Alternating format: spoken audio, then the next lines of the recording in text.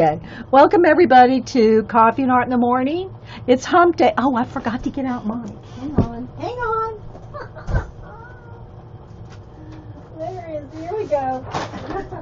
I always forget. I try to remember. Mike, Mike, Mike, Mike, Mike, Mike, Mike. So anyway, before I hit record, we were talking about the Society of Idea Collectors, and so really and Jean is the one that came up with that name anyway. So really, all I would like for us to do is be able to collect our ideas. People do not write their ideas down. Write your ideas down, people. Write them down. So before I hit record, we were discussing different formats of how you keep your ideas. So for me, and I'll jump up and down here. For me, I'll write ideas down on Post-it notes, my little travelers, my adorables, and I'll show you all the different places I write down and keep ideas. This is the Mama Jamba. This is my 3-ring binder, and it's like 3 inches thick, and when it gets full, I either get a new notebook, like I did this time. This is a new one. Nothing's in it yet except my tabs and a few things, but nothing's written in it yet. So when this gets full, I'll either get a new notebook and just, put this one aside. I might go back through it and pull some certain and really important things that I'm working on out of it and transfer it to a new one when it gets full. Or I'll take everything out. If I really love the binder, I did this for like 2 segments. I'll take everything out of the binder and just rubber band the papers all together. And store that on my shelf with my journals and ideas and all that. And I kind of know which ones, because when you work in it for so long, you kind of know what's in your books, right?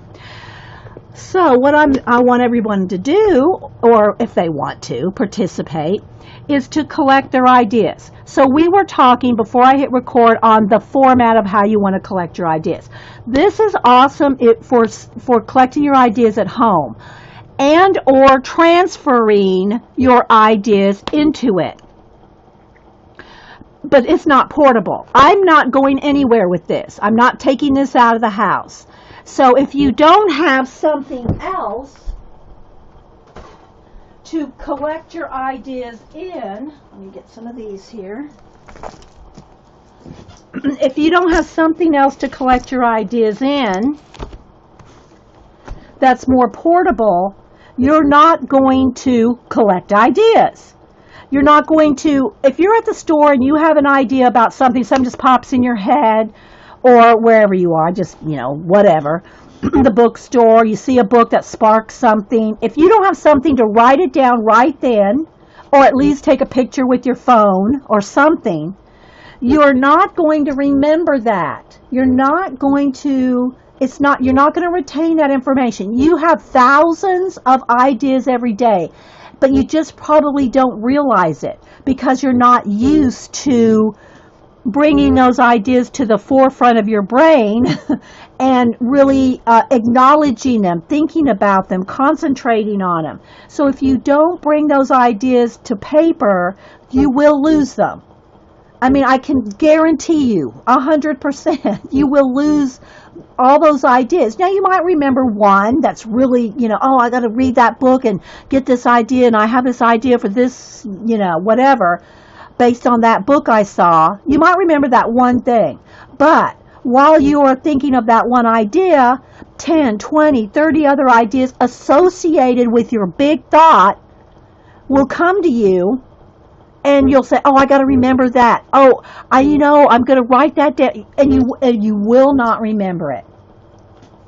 And pretty much everybody that has written books on ideas, listing, note-taking, doodle note-taking, however you take notes, whether it's in business or just, for your own creative purposes or your own entrepreneurship or whatever, will tell you, you have to write your ideas down.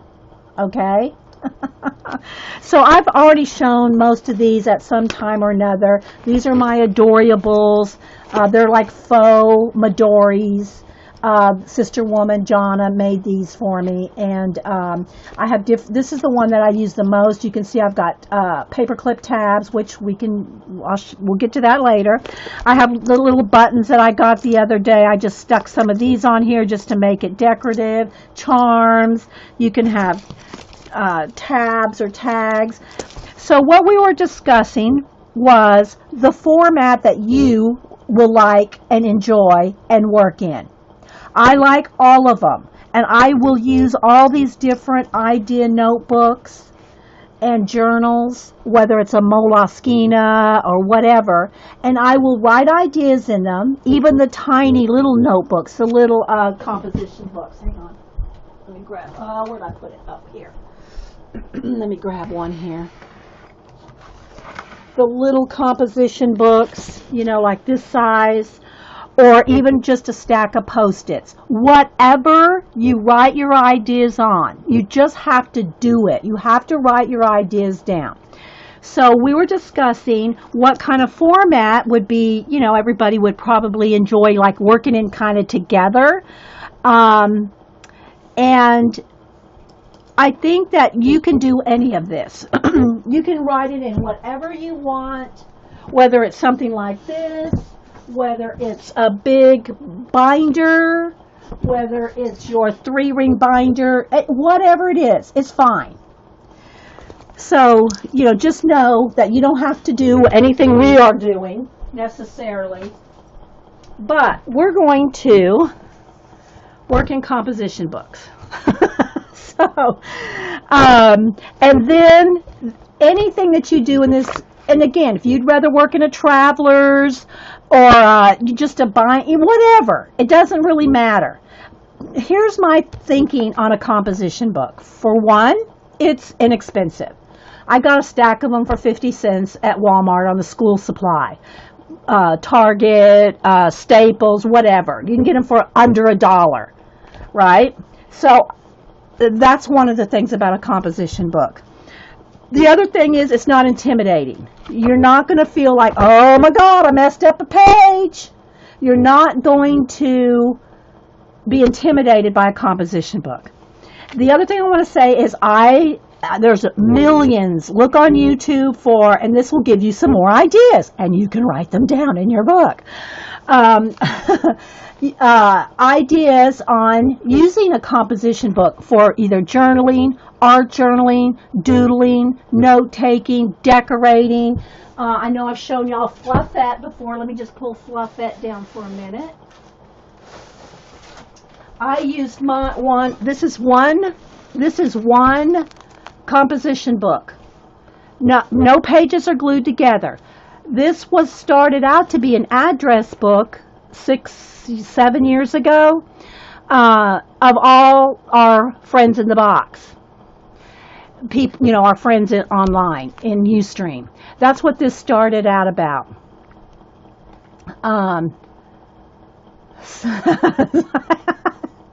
Snick name. I like that, Jean. Snick name. I gotta write that down. I don't know if you meant to say that, Jean, but I love that. Nickname. Okay, so we were just talking about nicknames for the Society of Idea Collectors. So So anyway, here is a composition book that's full. I think there's like 100. Yeah, there is. There's 100 sheets in a book. So this one is filled, and I started a secondary one back when, because this one got full. But just so you can see how much you can get, you can get in a composition book. And again, I'm not the inventor of using composition books for purposes like this. However, I did, use mine. I started it out as an address book, but then I started just decorating them. I just started decorating the double page spreads based on the favorite colors and things of the friends. I also would put pockets I put pockets on them. So there's lots of things we can do to collect ideas and make it decorative and fun. Sickos. These girls are deaf. You're watching this recording. Oh my gosh. These girls are hilarious. So it's a live chat, by the way, on Ustream. Okay, so I'm missing a lot of y'all's comments while I'm trying to do the explaining. So keep all your ideas, write them down, so I don't miss any of them while I'm trying to explain kind of the Society of Idea Collectors where we're going. Okay, so in my big notebook, 3-ring binder, I have it divided out by many different topics. The one being color. Okay, color ideas. Let me just tell you a few. I'm not going to tell you all of them because we'll drag this out for a long time with ideas. But anyway, some of the this is the wrong one here. Hang on. I could probably just do it off of this. Okay, I think I'll just do it off of this list.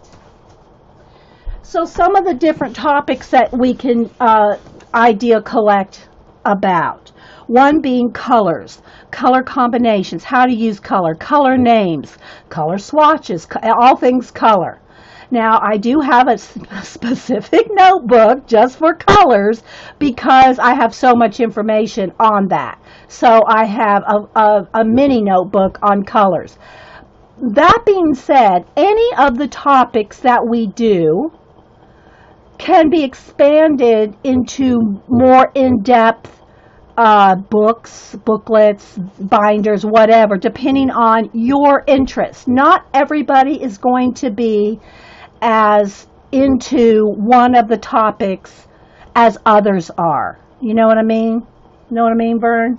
So some of you might be more interested in like quotes and if you collect quotes. That's just one mini topic, okay, that you can list and collect things, idea collect.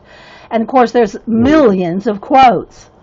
So, let me gather how I want to continue here.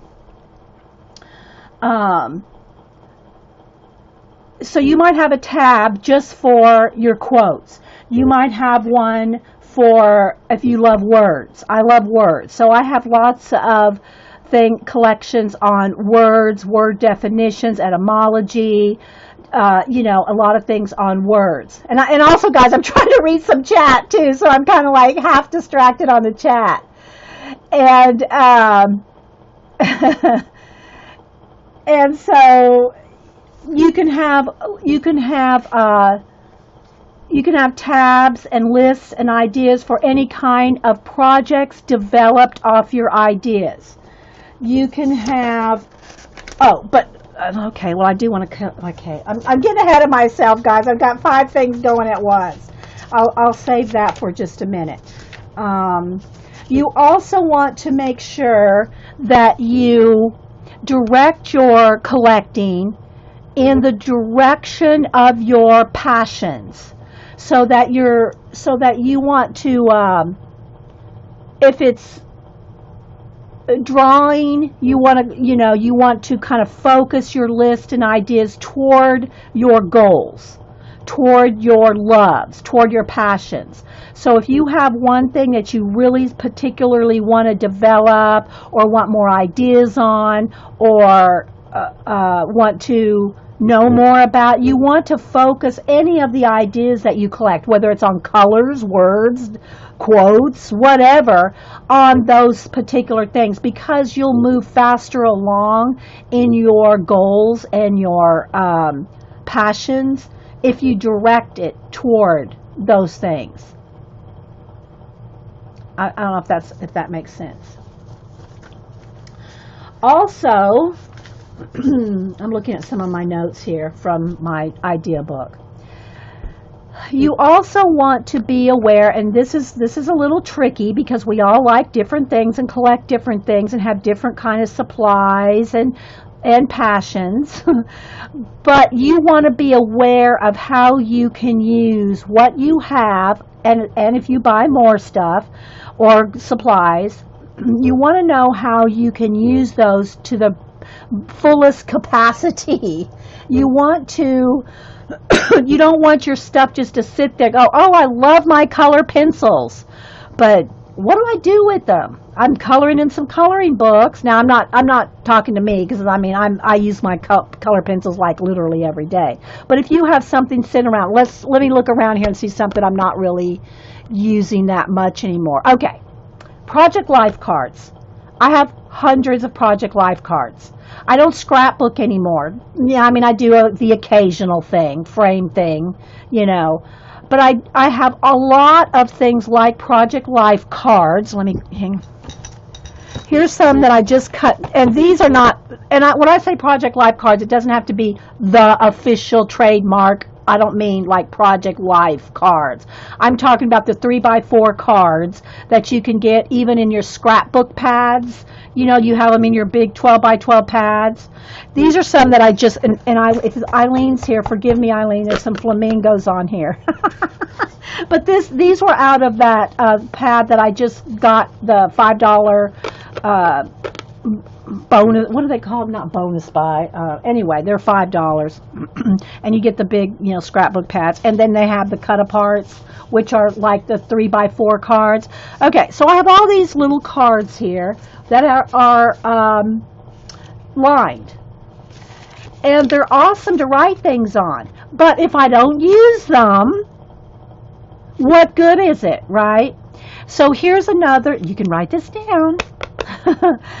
You can use things like this to write notes on.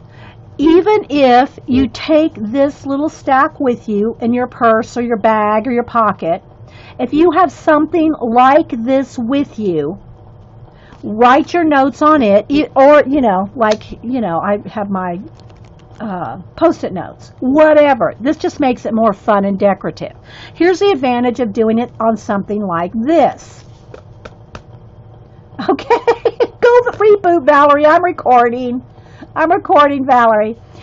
If you have something like these with you and you can write your ideas down, whether you're at a bookstore, store, whatever, even if you're just at the craft store and you think, oh my gosh, I have such a good idea for XYZ supply, but I won't get to it anytime soon, write it down. Then when you get home, you can take this card and attach it to that page of new ideas or whatever you tab that particular thing. I have a goal to make this, or this is new ideas, or whatever you want to call your, particular thing, whether it's color combinations. Maybe you're at the paint store and you see, oh my gosh, I love those 3 colors. I'm going to pick up this, the paint chips in those 3 colors, and bam, you put it in your color idea section. Okay, so the advantage of having something like some little cards, even if it's index cards, cut some index cards. You don't even have to cut them. Use their little, what are they, 3 by, I don't know, what size, let me, hang on. Trust me, I got some index cards. If you have your index cards, let's see what size, because I can't remember what size index cards are here. Index cards, which this will even make it more personal for you.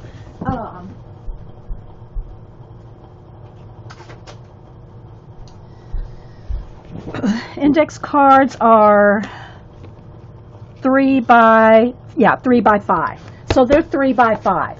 Your little standard Project Life cards are 3 by 4. So whether you use index cards, these you can get 50 cents for 1,000 of them. Not literally, but you know what I mean. You can get a pack of them for nothing. And then you can decorate them yourself too.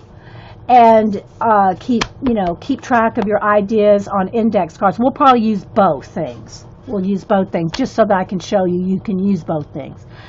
And same thing for Post-it notes. Okay, so again, then you can decorate these yourself. Hey Mac, anybody else popping in? Mine are a little bit from being in the bin over there. I'm just kind of straightening them out.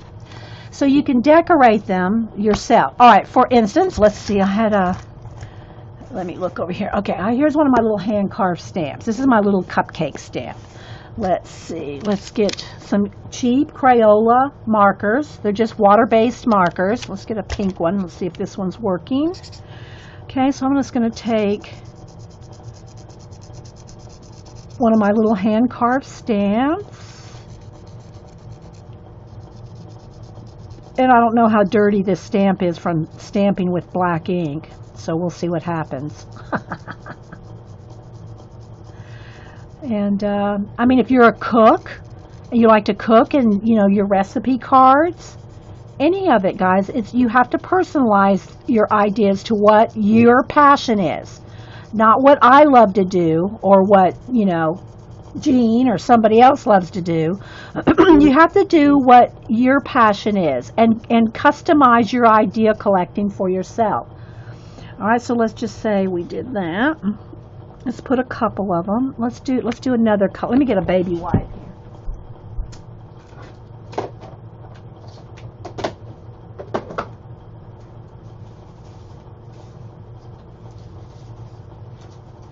Okay. I just want to wipe this off before I put another color. And dry it a little.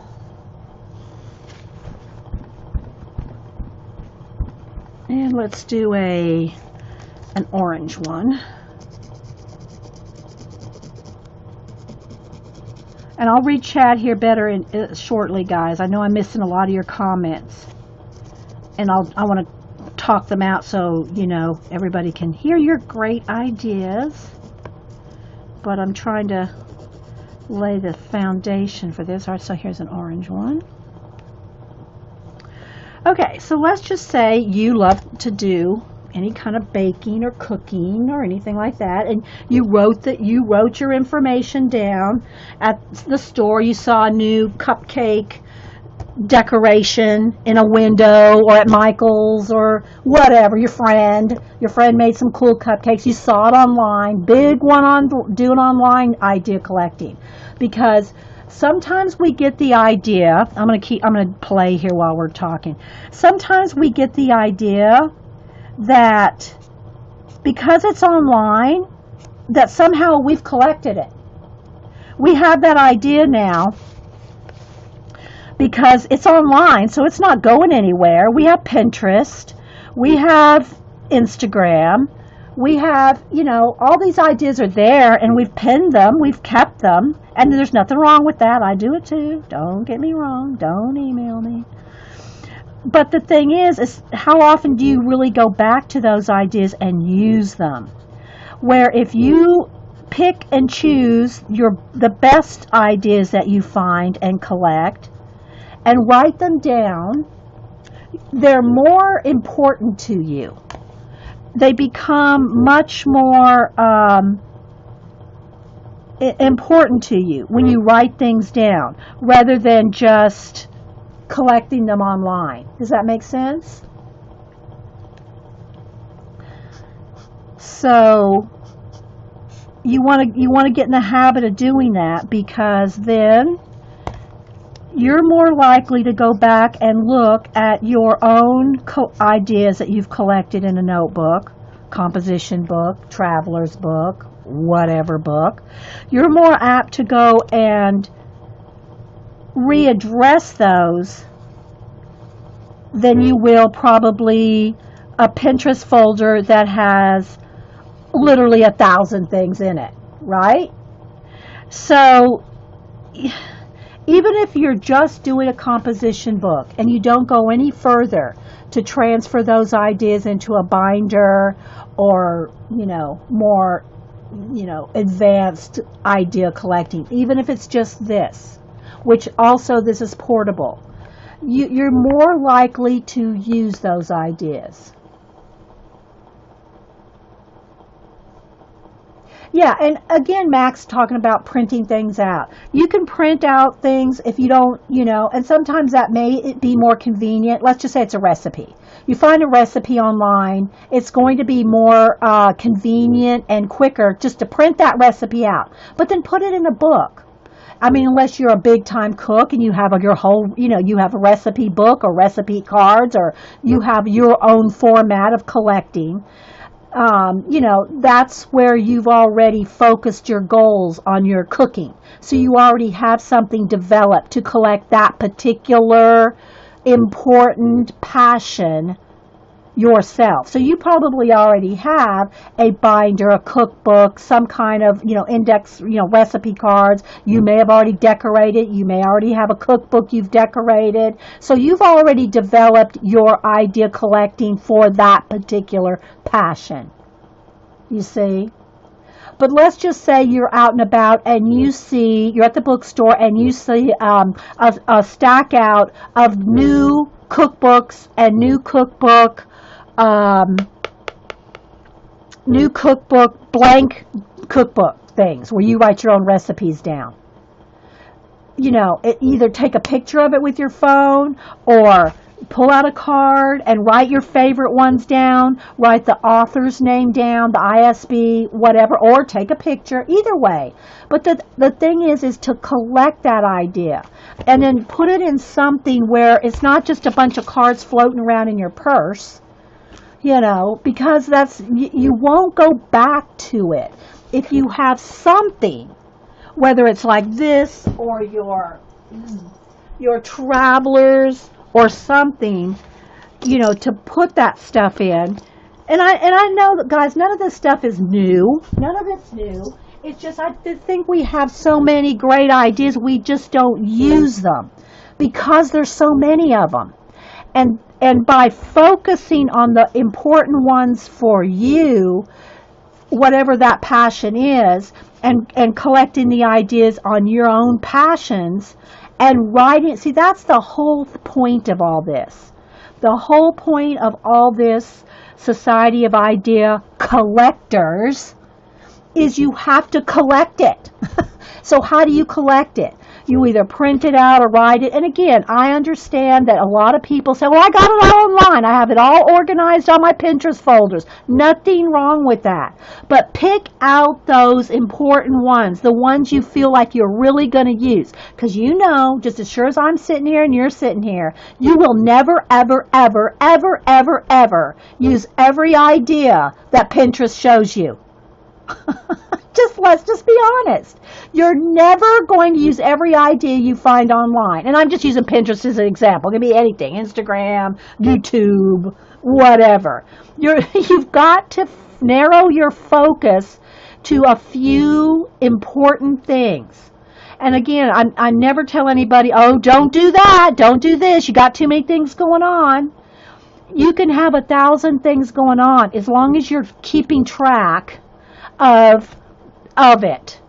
Because if they're just all floating out there, I have 500 wonderful ideas online that I want to do someday. They're all floating around in your head. Oh yeah, someday I want to get that color book. Someday I want to do an illustration. Someday I want to write those quotes down in a pretty book. Someday I want to whatever. They're just all floating out there in your head. The other benefit of writing things down is they're out of your head. So your mind is free to collect new ideas. So it's like you're downloading it to your hard drive here, and then your temporary memory is freed up to gather more, and then you can download it onto your hard drive. You see? Yeah, the little bits of paper in your pocket. Yeah. So if you take those, if you're out and about and you write down 2 or 3 ideas or a few things, you come home, even if you just take your list and you open it to that topic, let's just say it's a new cupcake decoration, open it up to your passion, put it down, take some washi tape, and stick that baby down.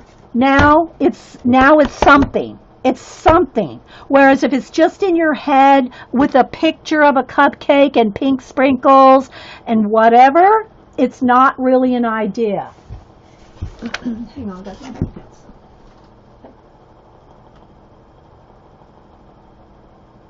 Hang on. Hang on. Let me, just a minute, guys. I'll be right back.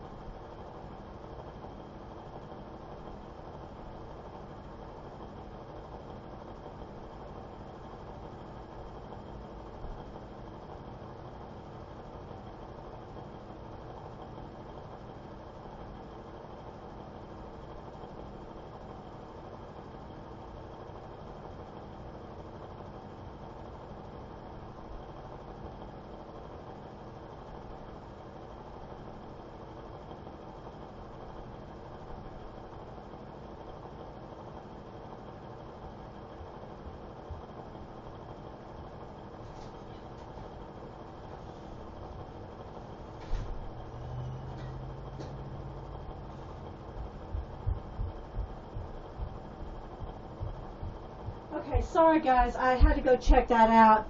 A car was driving from house to house and stopping, and if y'all remember, a couple weeks ago, someone stole my mail and hacked my account. So when I see someone going house to house to house, so catch my breath because I ran out to the curb. I went out there and just like stared at the car so they knew that somebody's watching them. Neighborhood watch. So now I gotta catch my breath. I don't know what they're doing, but they're going from house to house and just stopping and stopping. So I don't know what they're doing, but they know somebody sees them. Okay, so I need an idea about keeping track of your mind. Hi, Prisma. Okay, so let me just catch my breath. Because like I said, I ran out to the curb, ran back.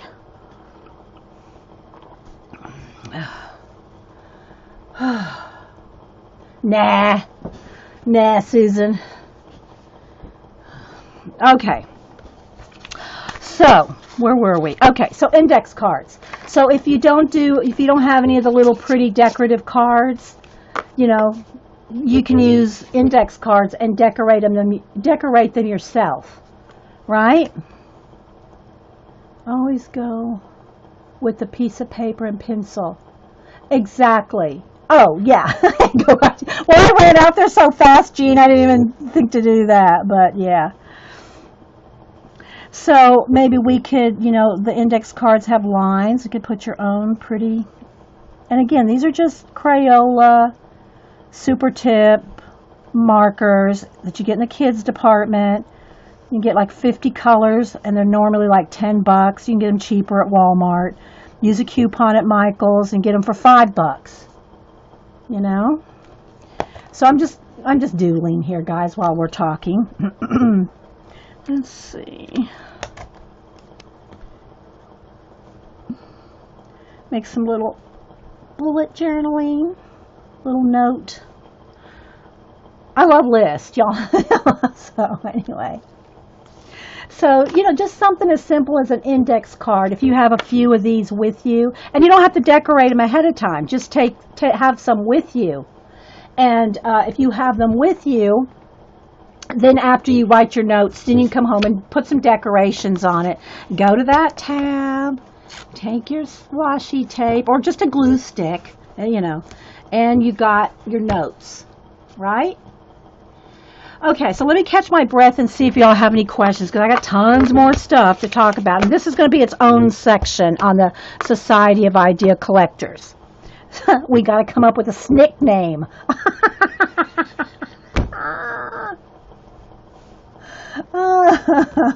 Yeah, you associate bullet journaling with work. Okay, so I'm going to just take a second, catch my breath, and look at the chat. You can get some bad lip reading. Wasn't that hilarious? That was so funny. I posted something on Facebook. It was bad lip reading. It was a Star Wars thing posted. It was hilarious. Anyway, neither here nor there. You have hundreds of index cards left from school. Exactly. So, that, to me, that's the easiest. This is the easiest way. Even if you have 4 or 5, this is, and you have blanks. The thing is if you have a sketch or a doodle, you can use the back side. So you also, idea enablers. Oh, I like that, Stephanie. Yes, I do.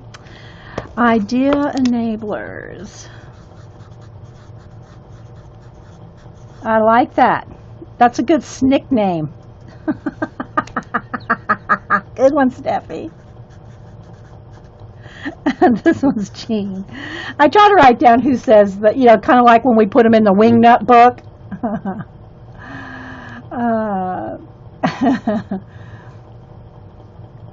Okay, so I'm trying to keep reading chat, guys. If you're watching this recording, it's a little tricky to try to write, read, and think.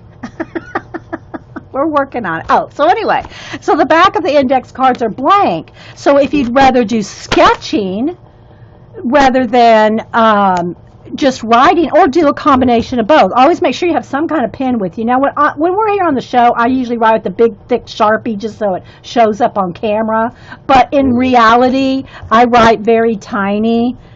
Like, this is how I write. This is how I would be taking my own notes, but you can't see that, so that's why I write with big, thick Sharpies here.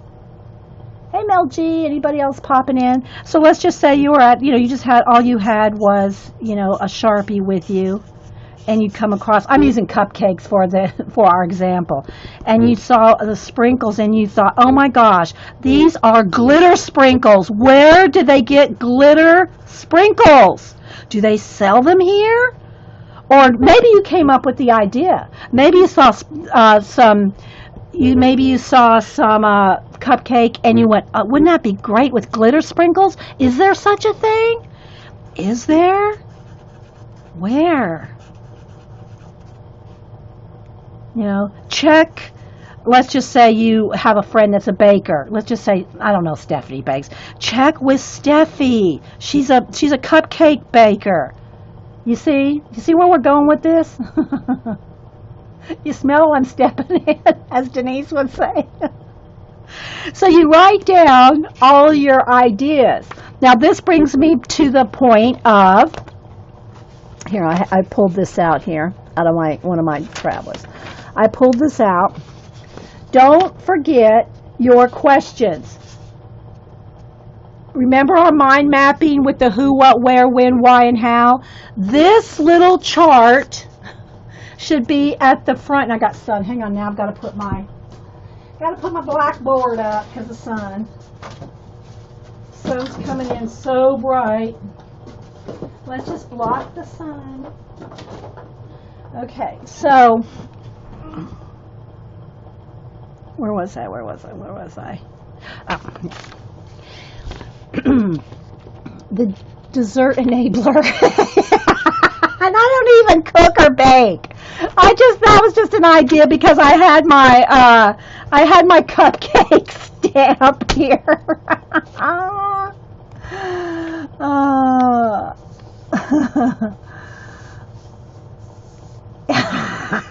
Dorothy said she was got out of her car and heard a car alarm. She was looking around to see whose car alarm it was hers. I told you, Dorothy, I told y'all my rabbit trail. I told y'all my roller skating story. Back when I was like, 12, 13, you know, I was big into roller skating. That was a thing. Roller skating rinks, you have loud music. And well, anyway, me and my friends, we were good. We could do all kinds of swirls and tricks and races, and we were really good at our roller. We were proud. We were very proud of our roller skating abilities. So one day, we were all, looking real cool and, going around the ring, and all of a sudden I saw somebody's wheel go rolling right past me. And I went, oh my gosh, look, ha ha ha ha, somebody lost a wheel. Bam! It was mine. So I totally get that on the car alarm, Dot. Okay, so let's get back on track. So you should have, and I'm going to put it in here too, but you should have, and the topic can be anything. I just wrote topic in there. But you should have this should be on your mind all the time. This needs to be in your idea collecting. The forefront of your mind is questions. Questions. Okay? Wheel skills. Yeah. That was, Prisma said something about my wheel skills. That was in my wheelhouse. That's something that I have in my wheelhouse. Okay, you guys, you gotta stop. We're not getting anywhere. Okay, Terry. Be careful. Don't overdo. I mean, I think you might be done painting, but I know when you move into a new house how much work it is. So, yeah. Okay. So your questions. Who, what, where, when, why, and how. And I know we've done this a zillion times. Who, what, where, when, why, and how. Let's go back to the glitter sprinkles for an example. So let's just say the topic is there such a thing as glitter sprinkles? And there probably is, guys. I just don't know. I don't bake. I don't cook. I could ask Annie. She would know. But let's just say that we thought of it. Okay. So first thing is you go through these questions with that. I know, Terry. Okay. Oh, brother, Muse. Muse says, you picked a fine time to leave me, loose wheel. That has to go in the Wingnut book. Hang on, guys. Sorry, we have a lot of rabbit trails here. This is why we have so many ideas.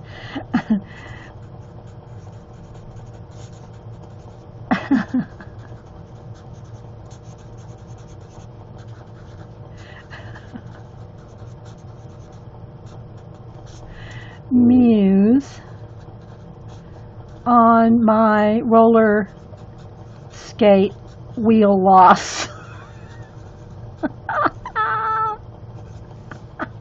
Wing that book. Okay, so back to the glitter sprinkles. My eyes are watering now.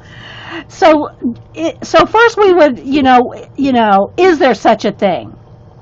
Is there such a thing? What? Is there such a thing?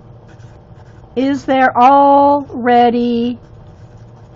Now, everybody's going to be leaving me comments on links to glitter sprinkles. Is there already a thing? Where? Where would, who sells it? Who sells it? Or maybe that you don't have that. Maybe there is no such a thing. Maybe that who will be you. Dee Dee was trying to come up with rollerblades. Oh no, I tried rollerblades. I couldn't do it. I bought rollerblades. Well, Hubster bought them for me for my birthday, my 50th birthday. Rollerblades, and this was, a few years ago. Bought me some rollerblades for my 50th birthday. I held on to him while he dragged me around the neighborhood. And my ankles just were not up for rollerblades. They were purple too, so I ended up giving, this was, quite a few, Cam was, in elementary school, I guess, still. And so I ended up giving them to Cam, purple rollerblades. And he wore those things out. And finally I told Cam one day, I said, Cam, do we need to get you some new rollerblades? Because, that's great exercise, and it gets you out of the house, and it's just awesome exercise. He goes, Nana, that's not my exercise, it's my transportation. That was back when he was like, elementary school. Okay. So, when did they come out? And so anyway, you ask all these questions that are pertinent to whatever the topic is. You can even go, depending on how involved you are with baking, you might even want to do more, information gathering, depending on how important that is to you. It may not be important to you that much. You just may want to say, oh, glitter sprinkles, are they out there? Where do I get them? That may be all you want to know, because you just want to use them on your kids' cupcakes next whenever. But if it's something that you want to develop into, oh my gosh, there's no such thing as glitter sprinkles. I need to really come up with something. I have the skills to do that. Or if I don't have the skills, what do I need to do to get the skills? How do I go ahead and do that? What information do I need to make those glitter sprinkles? You see where I'm going? Hey, Teresa. So all this just based on, a little card that you collected. But this right here, you may not get to that right away. You already may have 20 other ideas rolling around in your idea book. So you want to just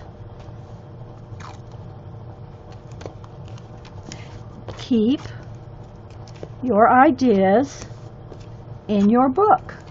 Now, granted, we're going to decorate this. Y'all know us. We're not going to have no plain composition book. But this is how you do it. All right, so any questions so far? Because I know I've got pages and pages of stuff here, including this. I pulled this one out because I want to show y'all on the colors. So I pulled that out of my Travelers. And we're going to probably end up doing it in composition books, because it's just everybody has one. And the other thing about composition books, they're cheap. And so as you fill them, and you don't have to decorate them to the fullest capacity that we all know we can do. It can just be as simple as this. You could tab it. You could have, like, let's just say baking ideas. You can have a tab for cooking, baking.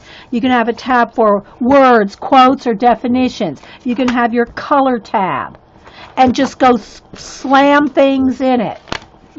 Just slam your ideas into it without it being really decorative. But, we like to decorate. Oh my gosh, you girls are still on the wheels. Did you get your wheel back? Oh, well, I had to, because I wouldn't have been able to skate after that. Well, and at the time, it could have been the rent-a skates too. I don't remember if at that time I had my own skates, or if it was just the skates that you get at the roller rink. I don't remember, but I know I fell. Oh, AT&T. Okay, so I think that's what we're going to settle on. We'll settle on a composition book just for the idea collecting. And again, if you want to do more if you're more apt to use one of, like, this is just the Michaels brand faux leather, if you're more apt to use something like this, then do that. I just think that I'm going to show things in a composition book because everybody can get this or something similar. Everybody can get a composition book where everybody may not be able to either get or afford or want a faux dory, adorable Travelers type thing. Although you can make all these inserts yourself. All it is folded cardstock with a cover a scrapbook cover and some, we've even made them with rubber bands. How many of these have we made with rubber bands? But you can get the elastic, the decorative string elastic and cording and stuff like that, and make your own. So whether you want to do something like that, which we've made multiples of these, or if you want to have something like this, or even if it's better for you just to have a small composition book in your purse, and then write your ideas down in this, transfer them to a bigger notebook, your big binder, or if you just want to collect your ideas in something like this. It's really, guys, it's not important how in what format you collect them, even if it's just some index cards. It doesn't matter. The point is to collect them, but you need some way to have them organized in some format, whether even if you just use your index cards in an index box, whatever works for you. But you have to be able to access those ideas. That's why I'm saying tabs. We'll do some decorative tabs and things on here.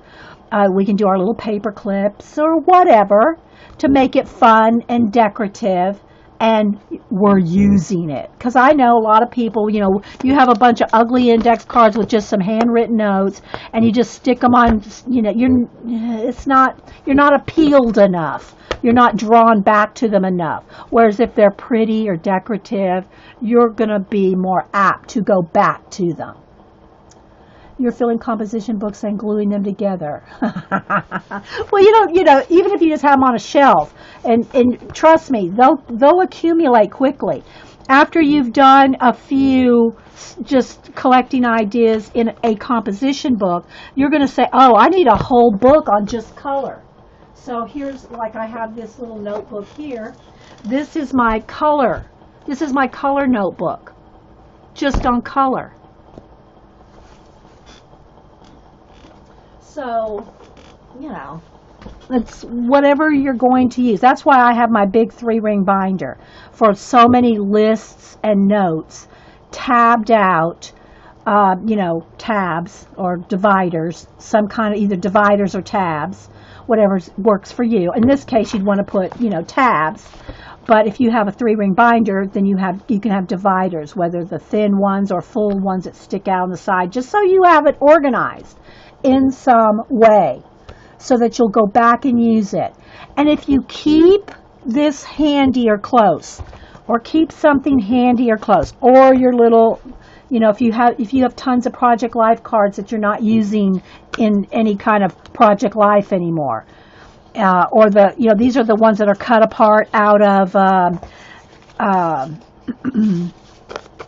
these are the ones cut apart out of scrapbook stacks. Whatever means you have of writing them down, you need to do that, because you will lose, those ideas will be gone. I've shown the color notebook before. I'll do it again later. I don't want to do it right now because I'm already sidetracked 5 ways to Sunday. So something like this. And again, guys, what I'm telling you here, it's somebody has said it before. I'm not the first person to tell you to write down your ideas, and I probably could, and I have. Last 2 weeks ago, I pulled out about 10 different books on ideas. The newest one that we got, and everybody ordered it. Everybody ordered this one, Journal Sparks. Again, this one's more on journaling, particular topics, but it's got all kinds of ways to list. And we pulled this one out a couple weeks ago.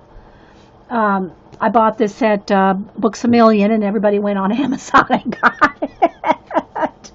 So, well, my point is there are thousands, well, I don't know about thousands, hundreds probably, of books out there on idea collecting. This one, and I should probably review this one. This one right here. I should probably review this one because I got it some couple years ago, and I haven't gone back to it. This is called The Doodle Revolution, Sunny Brown, and this is on collecting or doodling your ideas, particularly in business. So if you're at work and you have business idea, you're in an office where you have to generate ideas or you're in meetings and you're taking notes. This is very in-depth and very geared toward collecting, your notes and ideas in business format, where you need to use it in a particular job situation. And again, I haven't looked at this for a while. Let's see, when did this come out? Because I got it and it wasn't cheap either. This was in the business section, 2014. So 3 years ago. I got it when it first came out, and it's like $30. It may be cheaper. It may be in soft cover now. I have about 10 ideas. Yeah, I know. Lindsay, and see, that's the thing. Lindsay said I have about 10 idea notebooks, and she uses them regularly. That's the key.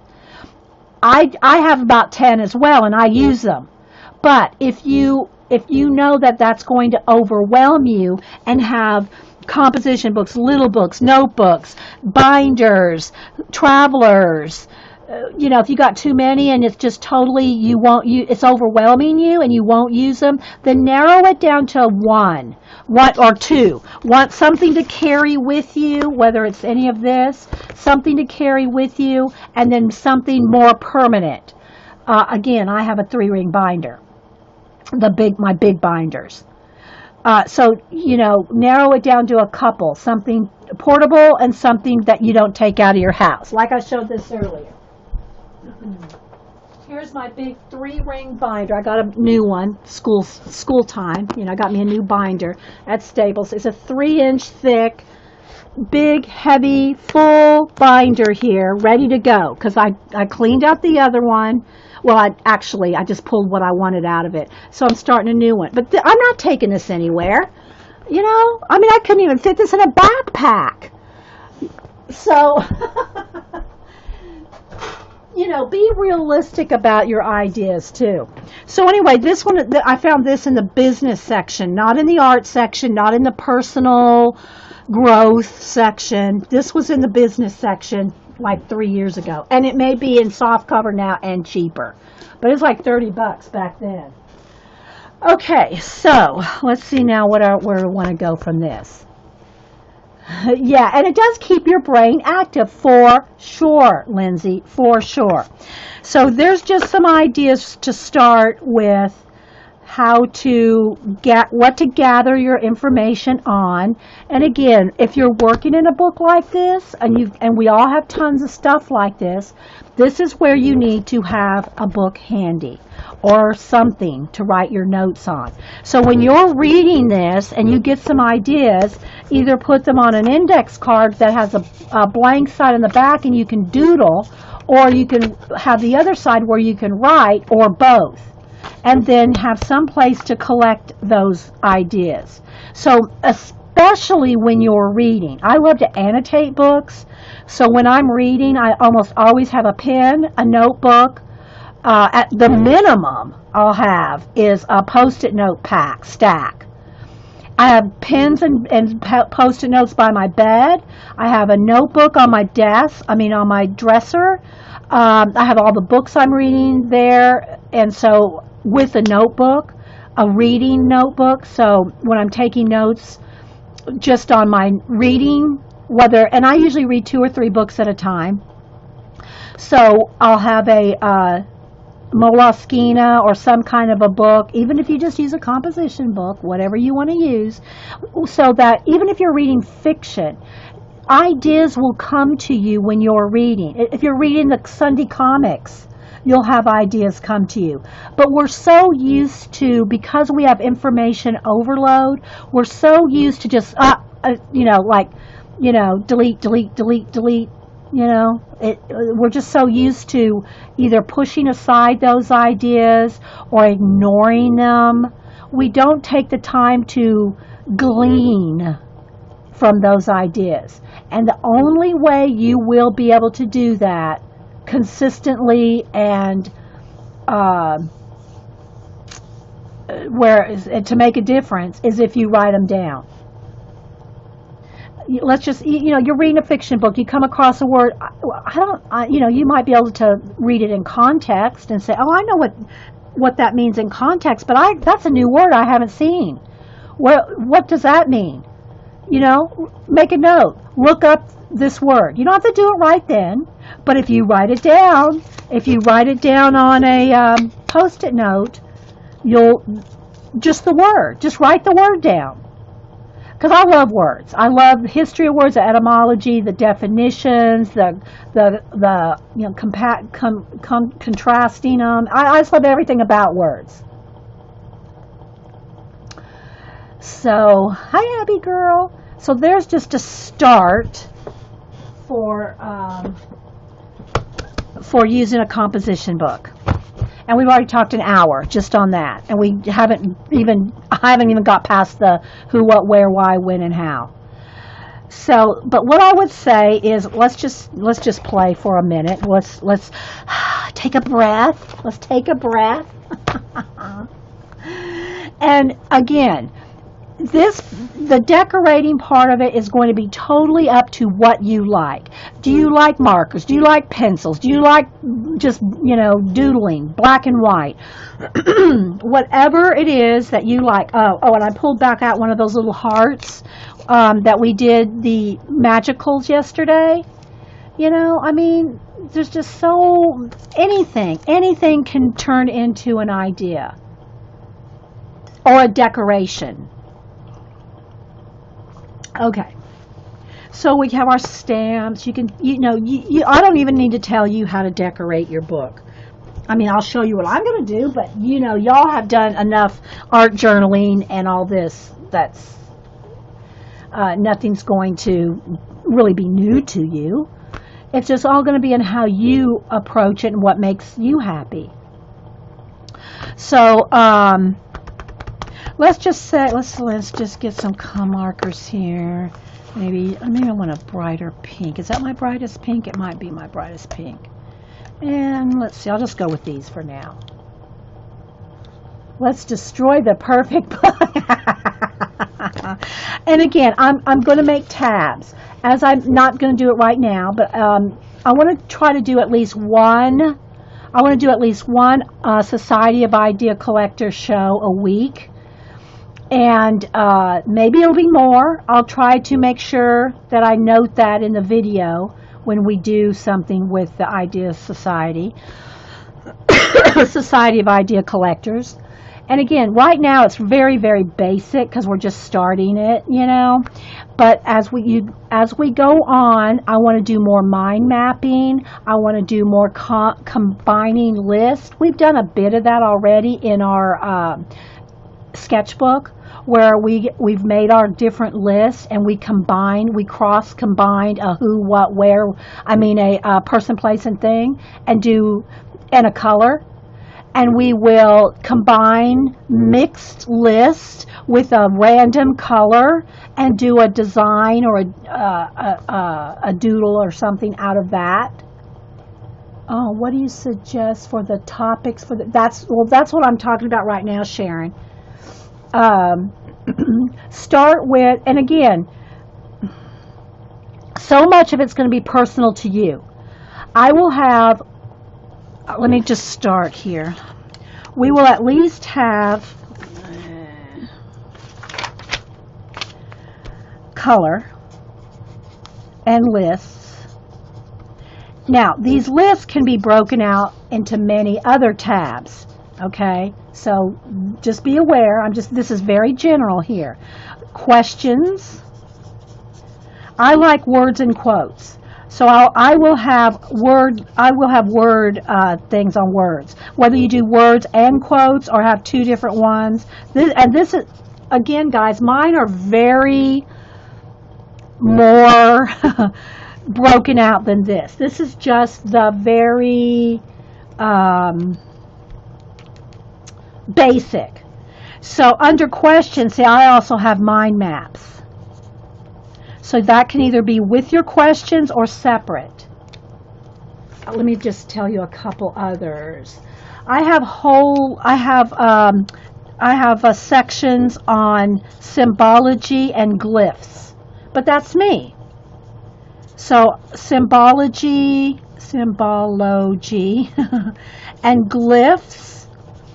and that comes under my history tab. So I have things broke out but that's my interest. This right here may not be your interest at all. So you may not even have a tab for that. I don't have a baking, cooking tab. I have nothing about cooking and baking and recipes. Nothing. I have no tabs on that. I don't keep tabs on cooking.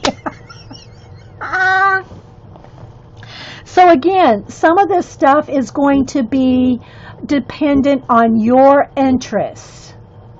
Okay? Oh, you've never done this before? Okay, Kiki. And all of this, guys, again, I'm not saying I'm inventing anything new. There's thousands of mind mapping, listing, using composition books, art, all of it. This is just my way of idea collecting. And I thought that I feel so passionate about it.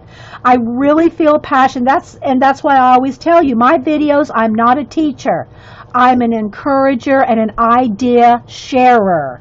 I love to share ideas and encourage people to develop their own ideas and projects and passions. And if while I'm showing you something I do, whether it's in a color book and the different techniques and pencils and shading and if you get ideas from that, awesome. You know, I don't bake, I don't cook. Yes, I can tell you how to make a good grilled cheese. And I'm not saying I don't ever cook. I cook all the time. Do I love it? Is it my passion? Absolutely not. Do I bake? Yeah, if it comes in a tube and I can slice those cookies. You know what I'm saying? Yeah. So I had no tab for a sparkle sprinkle cupcake. Exactly. But again, I'm trying to get you guys to keep track of your ideas, whether it's in list form, you know, if it's in your bullet journaling, if it's in sketches, doodles, whether it's on Post-it notes, a big 3-ring binder. I cannot stress, if there's one thing I would want everybody to know, you will forget your ideas if you don't write them down. That's it. That would be my motto.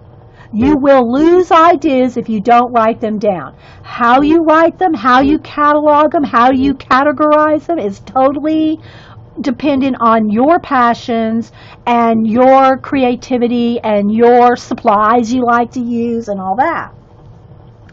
Okay, so I also have tabs for, this is just one of my random sheets I pulled out of the Travelers just to show y'all something. I also have different tabs on my, like what I do. So I do a lot of color pencil, as you know. I do color pencil portraits. I do people, and I do pets. Okay, so this is something I will have more notes on than some of you. If you are, you know, depending on what, I just started using alcohol markers. However, if you are a Copic alcohol marker connoisseur, you will have a marker notes section because you use it all the time. So again, you can also have tabs and ideas particular to your supply or your medium. You will have specific tabs depending on, you like my sliced cookies? Yeah. Depending on your passion, your medium, whether it's markers, pencils. Jean will have probably, and I know Jean doesn't, she has everything digital, her notes.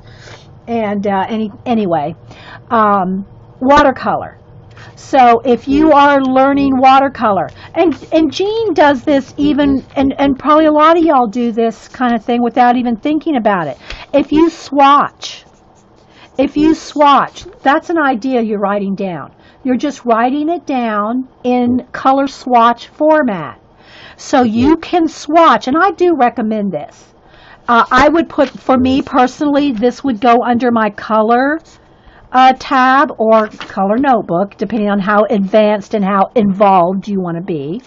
But under your color tab, I would recommend, and if you want something to do for the next week, start you some tabs, and they don't have to be in any kind of order in a composition book. If you think you're going to be really involved, like Jean in watercolor, you might want a whole composition book just on watercolor. If you know you're going to be that involved in that medium, you may want a whole composition book on just watercolor. You see, but in the meantime, I would at least recommend, if you're not sure where you want to go with your mediums, so I would recommend swatching all of them. Your pencils, your watercolor, your markers, your, say, watercolor markers, your watercolor pencils. And by markers, that could mean your Copics, your Hoo-Hoos, your Crayola. You see how much things you can get just off of your supplies. Your acrylic paints. I'm just looking around thinking of what else you could swatch. You know, whatever your supplies are. I would recommend swatching them. Now, do you have to put them in here? No. If you're not sure how much room it's going to take, this is what I would recommend. Swatch them on a separate sheet of paper or cardstock or whatever, and then tape those swatches into your book. Don't ever be afraid to take your book and just, let's just say this, even if you never wrote in the book ever, and all you had was pages and pages of taped in ideas, you know what I'm saying? Then good. And all right, so Valerie's becoming interested in DigiArt. You know, that's a big project. I personally would love to be a Photoshop expert. I love Digi. I love everything you can do with it.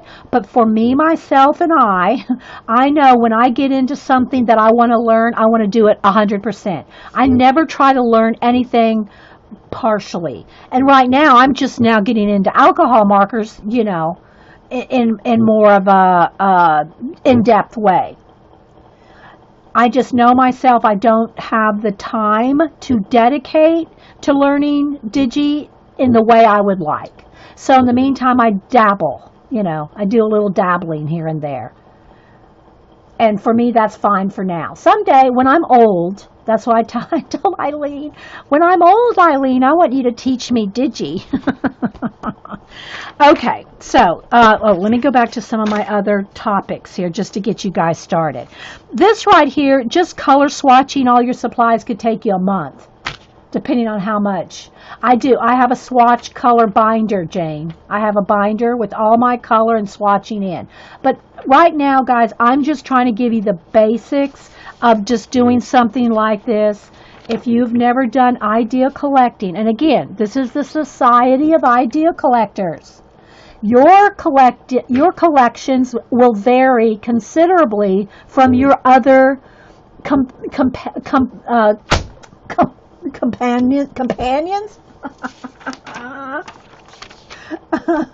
See, now that, you know what that made me just think of right there? I want to get out my thesaurus and I want to. Other words for companions. Companions. Friends. Let's spell friends right. And I want to now see, that made me want to make a list of other words that that mean friends and companions. See, so that will be a little project for me, because I want to do that. And if you're a writer, all this will apply to you as a writer. If you're not an artist, if you're just a writer, or maybe you're a writer and an artist, maybe you're an illustrator and a writer. All these kind of things, you've probably, if you're a writer, you're already doing probably most of this. So Button said, her great-grandmother's recipes are just taped on note cards or newspaper clippings. See, now that needs its own book button because that's an heirloom. That's an heirloom from your great-grandmother. You know, that's a whole nother, that's a big project. That could be a passion. You might want to start making lists of how you want to go about that. Do you want it in a book? Do you want it in a recipe box? Do you want it in different ways to do that? But you're going to want to think, I want it preserved? Do I want some of her own handwriting? Do I want copies? Do I want originals? All that, Okay, so let's get back to some of the lists. So again, like I have things on history. I love history. I love archaeology. So I have my own studies, my own tabs, my own books, my own lists, my own writings, my own notes, all on different history broken out. I just did symbology and glyphs just to give you one breakdown. I like to break history out into eras, centuries, decades. And I haven't pulled this out for a long time, so don't make me do it. But in one of my closet, I have a time chart list thing where I made a huge, you don't see me roll paper out down the driveway, huge rolls of paper.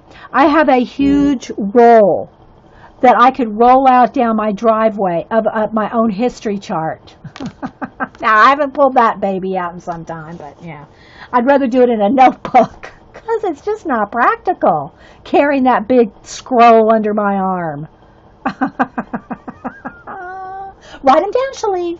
Okay, so let's say, again, I'm big on words. So I have word studies, word etymology, history of words, definition, broke out, yeah. So that's big for me. But you may not care as much about it as I do, so you're not going to have as much interest in tabbing out your definitions, words, and word history, or history. You see, at least also have a tab for your projects. Now you don't have to call it projects. You could call it your passions. You could call it your passions, but something. Have some kind of a tab where these are my ideas in use. Let's put it that way. Ideas in use. Or putting these ideas to use. Because ultimately that's the goal. Into practicality, to use. Let's just put to use. Putting these ideas to use. So the Society of Idea Collectors, we not only want to collect our ideas, we want to use those ideas, right? It's an heirloom you inherited when your Nana does. She added some stuff as well. Well, make sure at least button, make sure that it's, and I know you know this, have your have those on acid-free kind of paper. If it's an heirloom, handwritten things, letters and cards or something like that. I had tons from my mother-in-law and from my mom did too. And I made I don't know if she's done every one, but those old photo albums with the plastic that you go and you pull the plastic up and you stick it down on a gluey sheet and you put the plastic back over it. Yeah, go check those out sometime. See how well those photos are holding up just from maybe even 25 to 30, 40 years ago. You'll be lucky if any of those photos are still good. Just saying. And I know you guys know that stuff hanging around, Yeah, current journals and use. That is a good point, Beth. And I do have a list here of all my journals. So journal types. Here's just my list that I made quickly for you guys. Journal types. So let's just talk about that for a minute. Now, again, this is going to depend on how well you can maneuver between multiple journals and multiple notebooks and multiple, formats. Okay? I can do it, and I think Lindsay Whimsy said too, she has about 10. I can do it because I've done it for so long and have so many different journals and moles, and I know how I collect things. I collect certain things in just notebooks with no drawings. Of course, I have my, collage, mixed media, art journals. I have those, which can be collecting ideas as well. But when you do those other kinds of journals, like your collage journals, your mixed media, your altered books, and I'll go through my list here in a second. And if y'all want to write them down, get a piece of paper. All right, let's just put it this way. If you don't have a piece of paper with you right now, then I don't know about you being in the Society of Idea Collectors. Yes, I do. I have the Professor and the Madman. Yes, I have the history of the Oxford Dictionary. Yes. Oh, I love books on the history of things. The history of, like, the compass, the tea, how tea came to around the world. And these are just the ones coming to my mind. Those are some of my favorite books, Valerie. Some of my favorite books are the history of things. Whether, like I've just read a few years ago on pi, on the mathematical, Fermat's Enigma.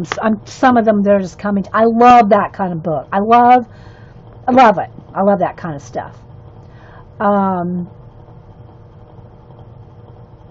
Well, see, you Victoria, you probably need I have a whole notebook. I have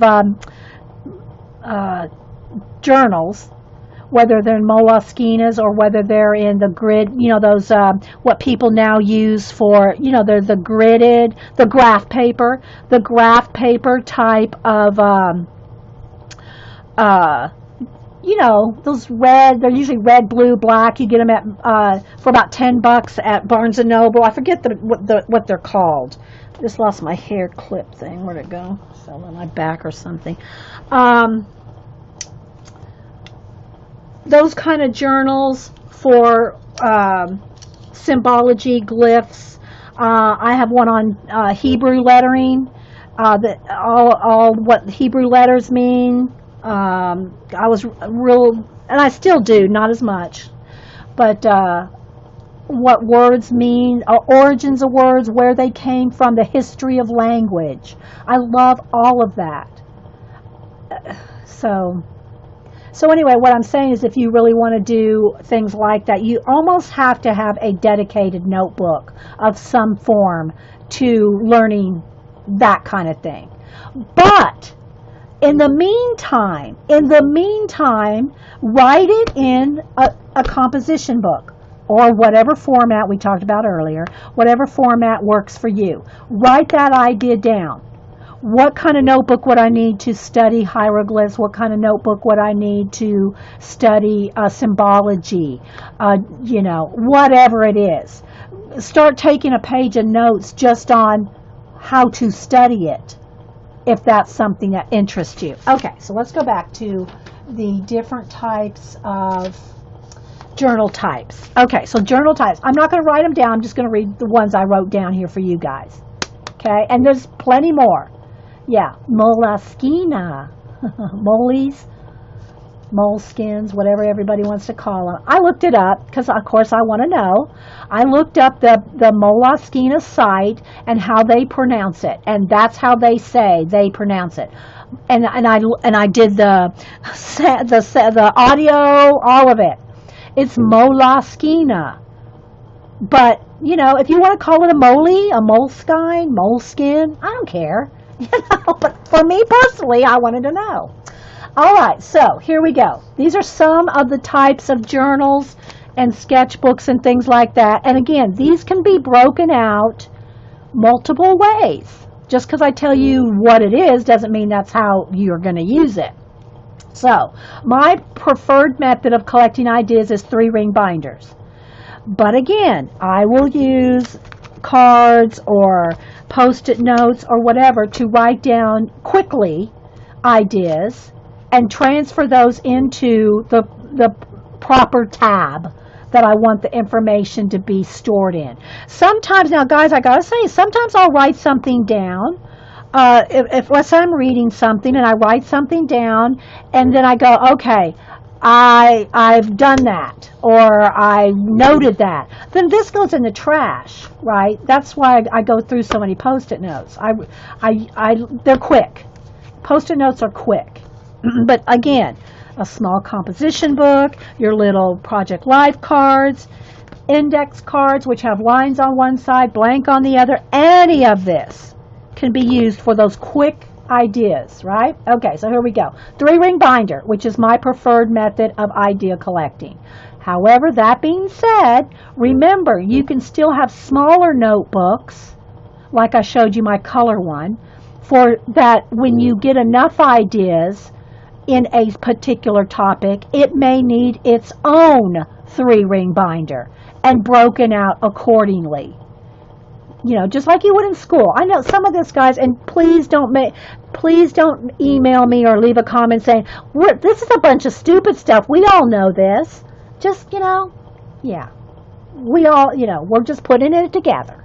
We're talking about it. We're trying to get inspired to do something here. So don't email me. Okay. You have your hardbound, like for instance my Dylusion sketchbooks. There's stuff like that, and I'm just using Dylusions because that's what I'm using. But whatever kind of hardbound journals, whether they're sketchbooks. So there's the hardbound kind. There's your spiral bound sketchbooks. So these are, and the reason I'm saying them different because I find I use them for different things. I've moved to the hardbound, like Dylusions journals, art journals, for my more permanent type of art, like my mixed media collage. Those, I spend many hours, as y'all know, I do them here. I spend a lot of work on those, and I don't want them on just a piece of copy paper. Right, so I'm doing them more of a heavy duty paper, which that's why I like the Dylusions. The composition books, like what we're going to do, and again, if you missed it, let me show you Fluffette again. It can be anything. It can be anything to something this fluffy, and I call her Fluffette. This is all the fibs at the time, 6 years ago, that I had 100, I think 150 because I started a second one. Fibs, Friends in the Box at the time, and I did a double-page spread for everyone with their favorite color. I was going to make it into an address book, but it became too unwieldy to look up people's addresses. It was taking too long to go, where's Jean's address? It's just taking too long. So now I have addresses in a Rolodex. But anyway, this is what this started. So this is how fluffy, and I know I'm really zoomed in here, but this is how fluffy you can get your composition books. And if this is just something you're going to sit at home and use, this will work. So I handmade all the tabs with everybody's names. I'll probably do handmade tabs again for this book just because I have a Cameo silhouette. I can cut out my tabs. I have tons of tabs, pre-made tabs. But I thought, well, I'll just make them so that everybody that doesn't have the machine, doesn't have the means to buy tabs, I'll show you how to make some tabs. I didn't invent putting tabs on a composition book. So don't email me and say, so-and-so already did that 10 years ago. I know. We have all been around YouTube and the internet, 30 years. So don't email me and say, somebody already put tabs on a composition book. And somebody will email me and tell me that. Anyway, so just saying. Okay, so back to the journal types. Okay, sorry, bumped the camera. So there's your composition books, which you can use like what we're going to do for idea collecting. But as you know, glue books. How many of us have done glue books and composition books? I have. I got tons of them. You probably do too. So again, you can cross over your different mediums that you have done. For instance, if you love doing glue books and composition books, get you a, where's this flower thing I cut out here? Oh, here's my little heart here. Let's just say, you know, I cut this out of a magazine or whatever. This is just one we made yesterday. Glue it in. Use this as an idea book, but if you want to use it as a glue book to decorate, if you want to use your washi tapes, all of your journaling supplies, but the most important part I want to get across, no matter how you decide to decorate, the most important thing is the ideas. I don't care if you scribble them, doodle them, draw them, write them, stamp them, whatever. Please, please, please, please write down your ideas. All right, some more journal types. So again, composition, whether you use it like I did for an address book, a glue book, multiple purposes for composition books, different sizes. I might use one for an idea book. They're small like that. Or, let me come back up here. Y'all seen me do my little leftover paint bits. So I'll scrape bits of paint or glue if I'm doing, and I do collage, so I have lots of bits of collage. But if I have a little bit of something left over, I'll just slap it in one of these little books. And sometime I might go back and scrape leftover paint.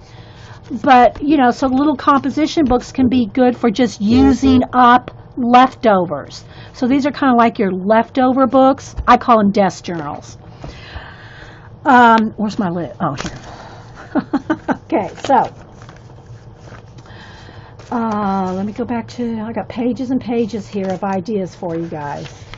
And we're already getting into almost 2 hours. Yeah, Prisma. Okay, so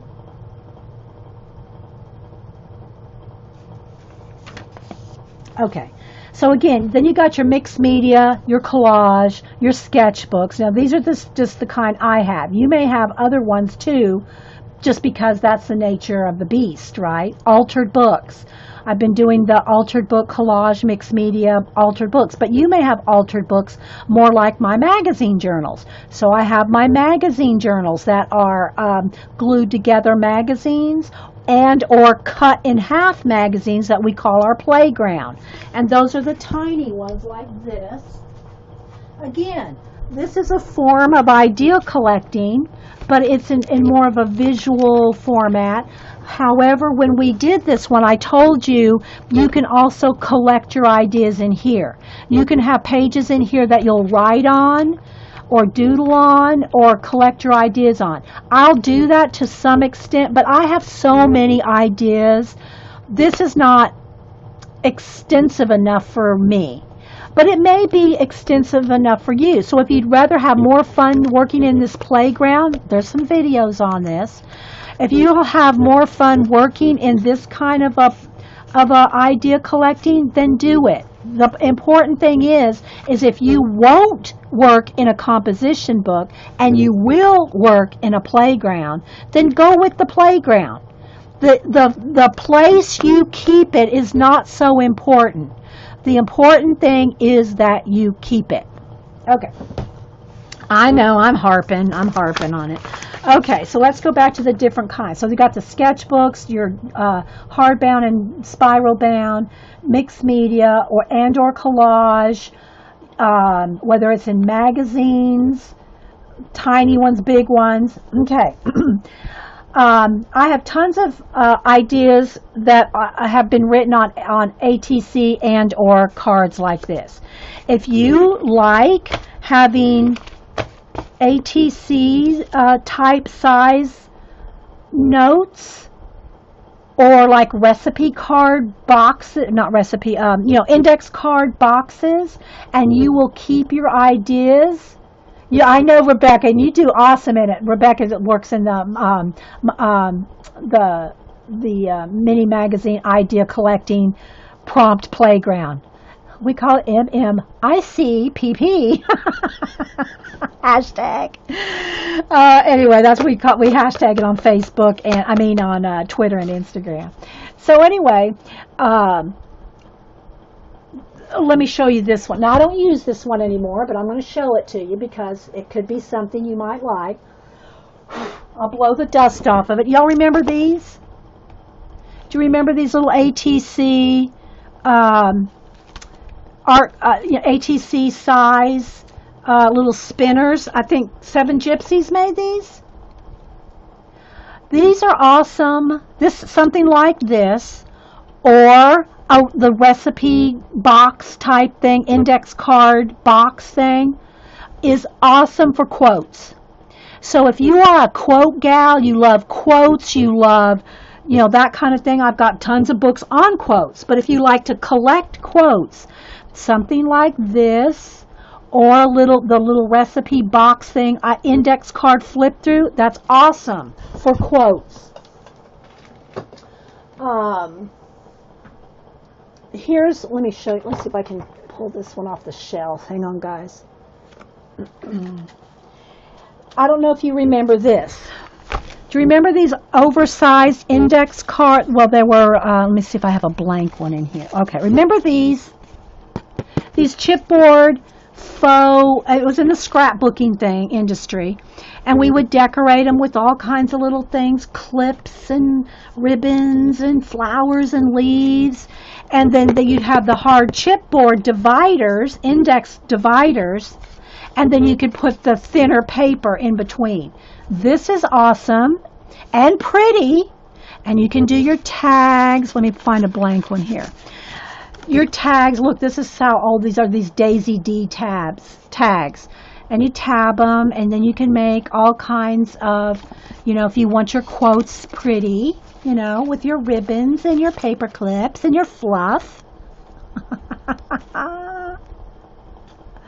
Where can you collect quotes? Oh, I've got tons of books.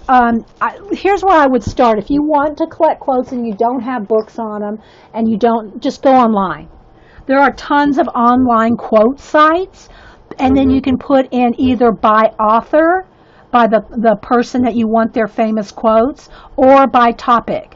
So you can put in, you want quotes on inspiration. Just go to a quote site and type in topic inspiration, creativity, or anything, and you'll get thousands of them. And then just read them, and that's a nice little relaxing thing. Just go through, read them. But what am I going to tell you to do with them? Write them down. Don't just copy and paste them into, if that's the only way you're going to keep your information is digitally, then copy and paste and put it in a folder. But there's something about, I forget the statistic on it, there's something about reading, writing, and saying. If you, let's just say you wanted to memorize a quote. If you read it, you have a 20% chance of remembering it. If you read it and write it, you have a 60, and again, I don't remember the percentage. You have a 60% chance of remembering it. But if you read it, write it, and say it, you have a 90% chance of remembering it. If you do none of those, the chance that you're going to remember that quote is a big fat zero. Yeah, there's Bartlett's. There's all different ones. And then there's also been ones out for, let me see if I can put my hands on them.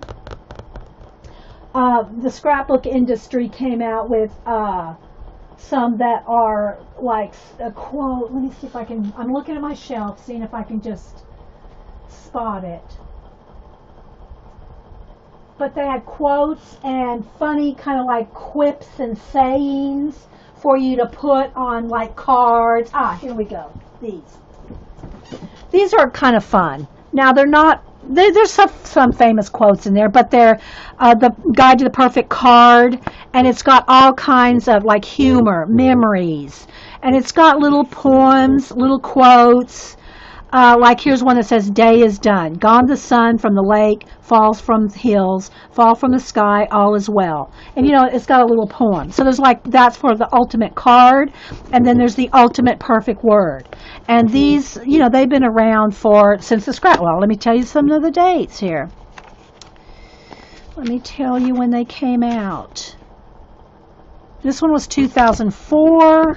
This one was 2005. And they're like $20. Now they may be cheaper now because I think Bluegrass Publishing, I think there might have been self-published. I don't know. I never had heard of Bluegrass Publishing till these people. $17.99. I think I got them at Archivers back in the day. But they have them in different topics. Like here's baseball. So there's all kinds of little funny sayings, quips, quotes, and just topics. Like here's, a couple pages on baseball. A hot dog at the ballpark is better than a steak at the Ritz. Humphrey Bogart.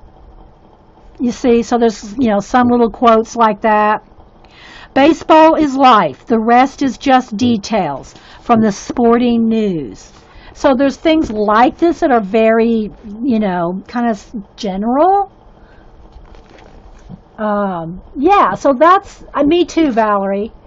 And of course, Pinterest, anywhere. You can find all of it online, guys. But don't leave it online. It doesn't matter where you're gathering your information, whether it's online, Pinterest, Instagram, whatever site you go to, a quote site, Google, whatever. But you got to write it down. I know. I know I harp on that. But the thing is, guys, is, and I show you how to gather unusual compositions and illustrations and ideas for different things. I don't know what to draw, and I give you all lists and how to combine lists and cross lists and add color and different combinations. And then it never fails. And I'm not calling nobody out because, anyway, 3 months down the road, I'll say, okay, well, let's draw. I don't know what to draw. I don't have any clue. I'm not creative. I don't have any creativity. I have no inspiration. I have no creativity. I hear that all the time. And I'll say, well, do you have an idea notebook? We've been talking about that for 7 years. Have you written anything down? Well, no. Hey, don't feel sorry for you. And I really don't. No offense to anybody, but if, don't come to me and say I don't have any ideas after 7 years. All right, moving on. I won't fuss at you. I have those books, Prisma, I got them at Archivers, back when there was Archivers, scrapbook store. Oh, let me give you a little more information in case you do want them. Well, I'm sure you can get them on Amazon. It's the Ultimate Guide to the Perfect Word and the Ultimate Guide to the Perfect Card. Linda Latourelle is the compiler. So I'm sure they're on Amazon. Well, I'm not sure, but, So, yeah. Okay, so back to our list. We're going to have to wrap this segment up here in a minute because I wanted to do something. I don't want this to be more than 2 hours. Okay, so let's see. And that's just this week. We haven't done nothing compared to what I'm on page 2 of my notes. Okay, so some more journaling type things to, file folders. We have shown you multiple times how to make books out of file folders, whether just the 4-fold type or the small mini ones. I'm not going to show right now because if you're interested, I think I have file folder. Me and Packer Dye did I think we did a year worth of, I did the ideas and she did the decorating. We did that. So you can collect ideas in file folders. Even if you just fold them to the extent that they're the size of a traveler's. I don't have, all right, let me go grab one. Hang on. Let me go grab one out of the other room.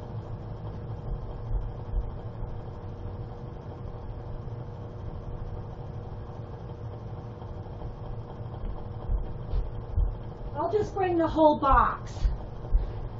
So there was a couple of years. We did this me and Packer Dye did a year together, and then we did, I did a separate year by myself first. And so what it is you take file folders and you fold them up and you turn them into idea collectors. Here is my box. It's an open box. It's kind of like so it stands up. Here are my file folder idea collecting notebooks. Books. So we did this, like for instance, this one was on nature, that one was on food, animals, people, travel, what are the different patterns, things, colors. So we had different, using file folders to collect your ideas. Judy needs a notebook and a trout. Where can she find a trout? I'm going to slap her with a large trout. Okay, so anyway, these are the ones that I think these are the ones that Packer Dye and I did. And then these are the ones that we've done, we did 1 year. Let's see, what year was this? Let's see here. These, let me set this on the floor. So this year that we did this, we made a little, and I kept it plain. I kept it with just the rubber bands. I kept it very non-finished because I want people to see what it's made out of and looked at, or made out of. So this is made out of rubber bands. Essentially, it's just a rubber band book. The cover is made with a Scrabble board, duct tape, and rubber bands, okay? So the rubber bands are broke here.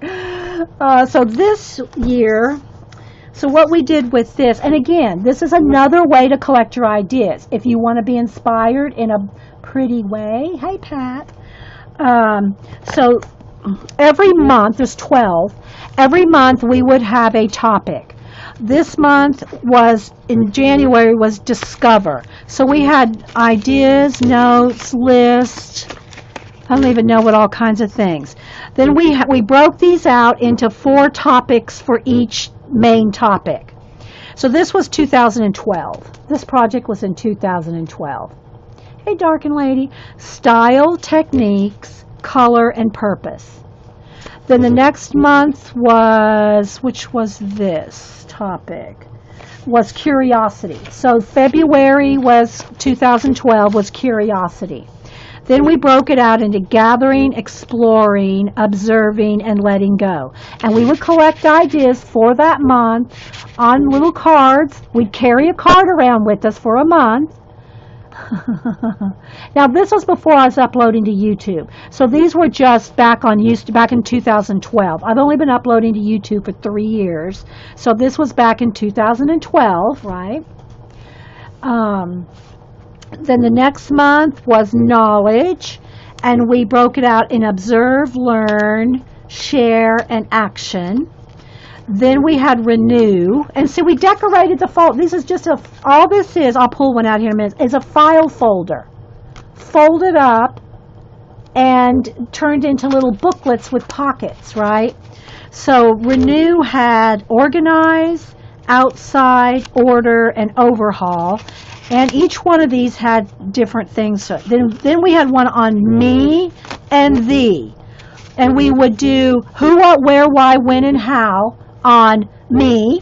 And then we did who, what, where, why, when, and how on thee. And it just sounded good together, me and thee. It's really just about me and you, you know. So we had different topics and cards on that.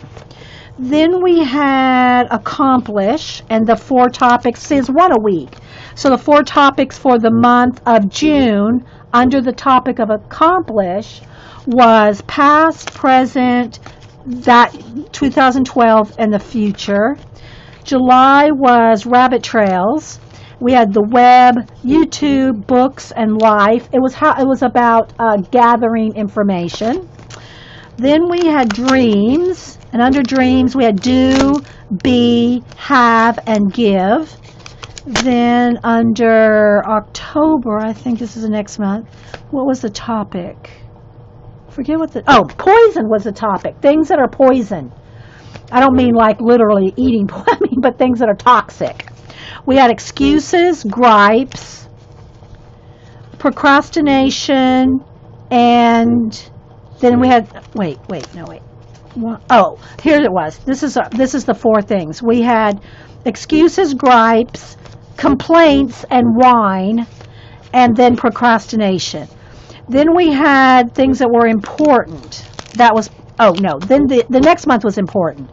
Personal, family, community, and the world. Then looking ahead, that was December, looking ahead to 2013, and then we broke it up into four segments of 3 months each. So yeah, so this was our little year for 2012. The reason I'm showing you this is because this is another way to gather your ideas. So let me just show you, let me take one of the folders out here, out of the rubber band. They're all just rubber banded in. So they're just rubber banded onto the board here, and they pop out. So like this is rubber banded right here. So this whole folder in the book will pop out like this. So because it's only attached to the one. So it all kind of folds out like this, and we decorated the backs too. I didn't do all of them, but I was more into the ideas. Okay, so you can take a file folder. Let me show you one because now I've already gone and done it. Let me take out the inserts out of here, kind of, because I want to keep them in order. So let me take the rubber band off. So I'll show you what this is. Essentially, it is. I've got them taped on the sides. Ugh. Okay, I'll cut this open. Hang on. I've already closed the sides on this one, but I'll open it back up for you so you can see. All right, so what it is just one file folder. It's just a plain old Staples manila file folder. You open it up, fold up 1/3, and I fold down 1 inch just to make the lip and make it like decorative. And you can do, on many of these, I've painted, collage. Carrie Love and I must have made hundreds of these over those, when we were doing these, okay? And so then you just fold it like, you know, right where the fold is, and then fold here, fold there. And that's all it is. It's one file folder.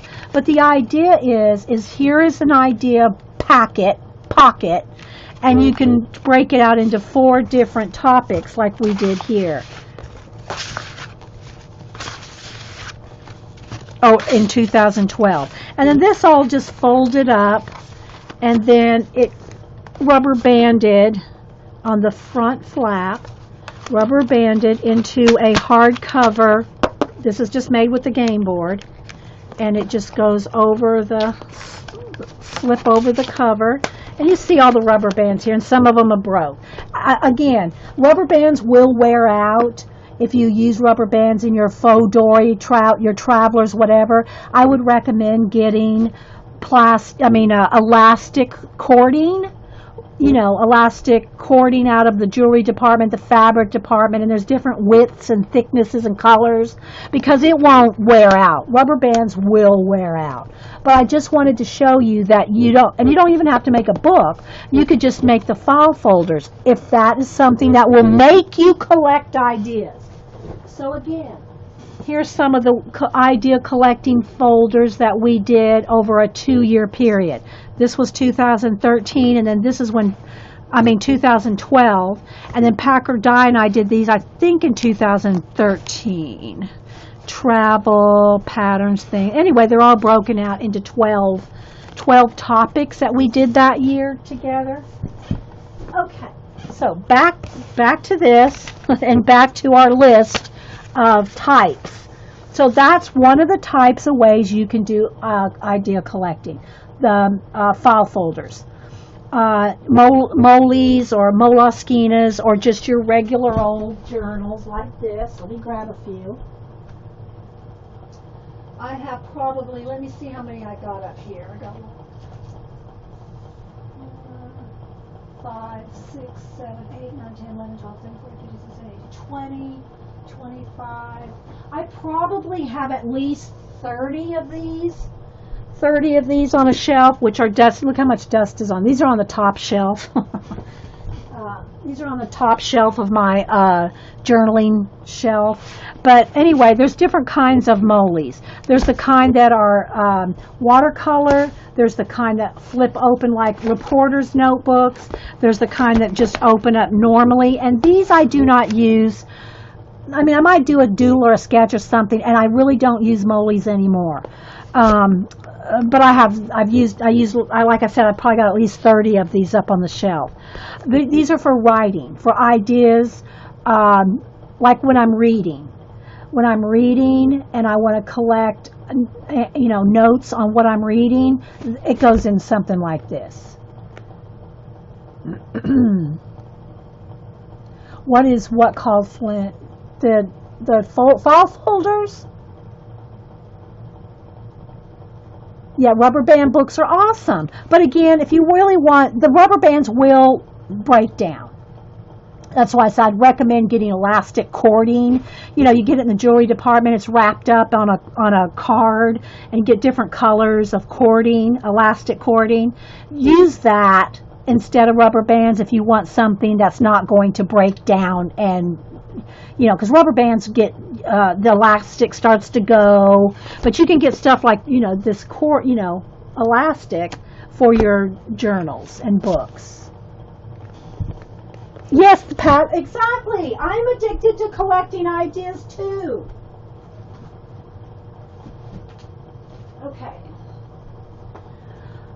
All right, so let's go back to my list here. Let's try to finish the journal types anyway, or idea collecting types. It was called, what was it called? Idea, inspiration, file folder. Look in my playlist on YouTube. The one that Packer Dye and I did, I think, is in there. The other one was way before. Look under file folders in my YouTube playlist. There'll be something in there. It's not that first year. That won't be in there. But I might have shown it there. So, okay. So there's the file folders, and again, cards. Like I said, whether it's ATC size, Project Life size, index card size, whatever, some kind of card system to collect. And then that can go in a box. It can be your Rolodex. It can be, But here's the thing, guys. You want it to be something that's portable enough, but permanent enough. So this is portable and impermanent, but that's why I use 3-ring binders, because I can expand it ad infinitum, Okay, next. Color book binders. I wrote this down just because we all are doing so much color booking, and if at all possible, I like to take my color book pages out of the books. Again, I'll say I don't do all of them. If they're a theme, like I use Game of Thrones for the example. If it's a Game of Thrones color book where the whole story's in a color book, I don't tear those out. But like my Bennett Kleins, I take those out and I put them in a, hang on guys, I need a sip of coffee. I'll put those in a 3-ring binder. And then my oversized ones, y'all saw I got that big ledger, that faux ledger from Seven Gypsies. I slide all my oversized color book pages in that. File folder fodder. Thank you, Kimmy Poo. File folder fodder. That's what it was. Yeah. Thanks. So again, and anything that you have that you want to call idea collecting. It doesn't matter what kind of book it's in as long as you're collecting. Color swatches. I showed you my little binder here. That's separate. Although unless you have tons of color information and color swatches, you probably don't need its own book. But maybe you've got millions of supplies you want to swatch and write all about and notate and talk about the properties of each one. Then a notebook is more for you because that's your interest. Not everybody's interested in every single property of a Copic marker, for instance. But maybe you are, and that's when you would want to do that. Another way I'll show you these. This is kind of like a composition book, but handmade. These books, these are, and I just have them bound, with the thing around them. These are my own version of kind of like a giant Midori. Okay, it doesn't have, these will fit in this file, this cover that you can get, you know, at Michael's in their planner. And if you don't want a planner and you just want the something in that cover, these are like my giant Midori, faux Dory, travelers type books. They are the 14 by 17, 14 by 17, 12 by 17, 12 by 4. Hang on, where's my ruler? They're the big copy paper. Okay, so the oversized copy paper. So if you like lots of real estate to write notes on, so that's 9. So that's 17 by 11 by 17. 11 by 17 copy paper, a ream of it. You can, you know, get the whole pack at Staples or whatever. 11 by 17, folded in half. They're just folded in half. Here's some of that cording, that elastic cording I was telling you about. And so there's nothing stapled or anything. It's just all attached. This is just scrapbook paper and a piece of cardstock. Okay, and it's got, I did put clear packing tape on the spine so that the elastic and the pressure and the use did not wear down the cardstock. So there is packing tape on the spine, but there's probably about, let me kind of guess here, maybe 1, 2, 5, 6, maybe 20 sheets of paper folded in half. And that's all it is copy paper folded in half with your elastic band, you know, scrapbook paper. You can use cardstock, whatever, make you a cover. And so it's just like a giant, and these can be removed. So let's just say you want some notes on this. You can just like pull that paper, pull it out, because it's not attached. They're just elastic banded in, right?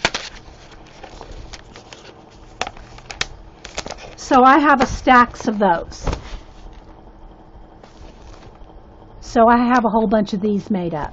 So let's say you don't think a composition book is like cool enough, big enough, you don't like the lined paper, make your own with just copy paper, 11 by 17, folded in half, elastic band, and you can make your own notebooks, if you will. So there's that. Trying to put everything back as I go, because otherwise I have piles. All right, let me go back to my notes. Oh, this goes around there. Okay. All right. Are y'all still with the tour? Okay, let's see. What else did I write down here? I've already told you about a color book binder and color swatching, color combinations. We've done, well, I don't want to pull the book out again, but I've shown y'all how to do color combinations using, like, for example, design-seeds.com. And where's that paper I pulled out here?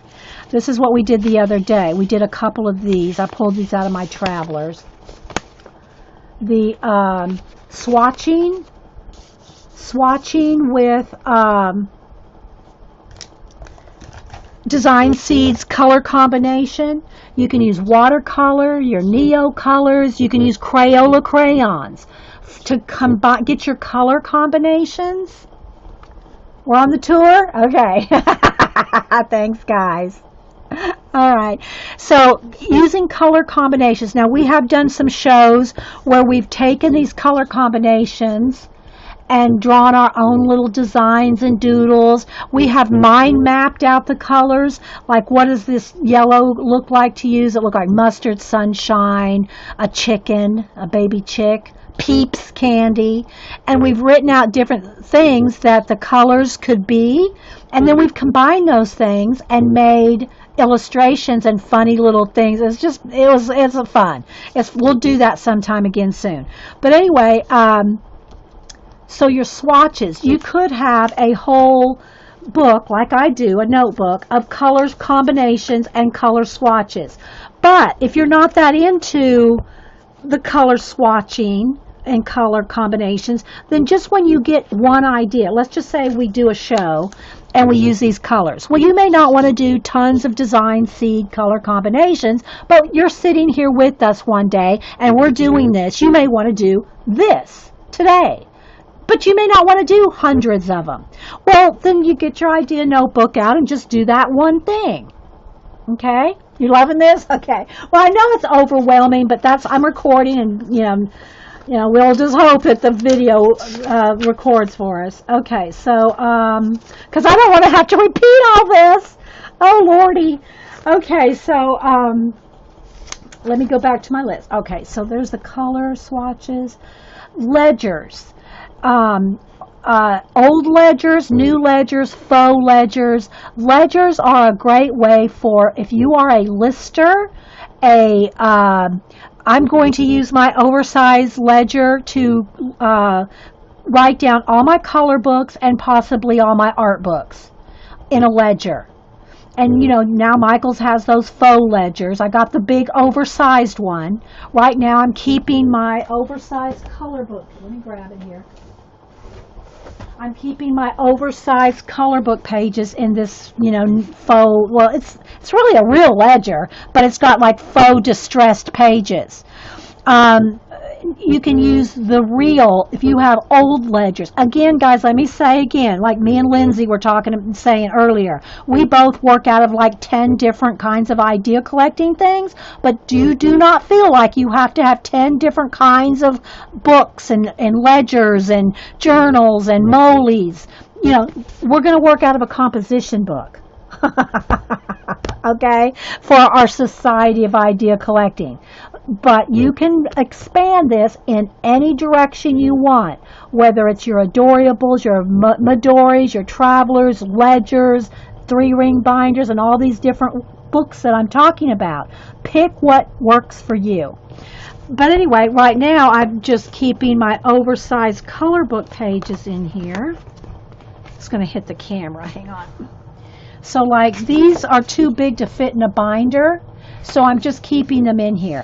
But it's a ledger, so I'm going to probably eventually, when I have time, I want to list all my color books and art books in this. It's got 80 pages, so front and back, what is that, 106? Anyway, it's got plenty of room, at least for my color books and my art books. It wouldn't probably hold all my books, but some dads love to catalog all my books. I've tried it a couple times, and I get overwhelmed. Just, because when I catalog a book, I want it to be like the Dewey Decimal System.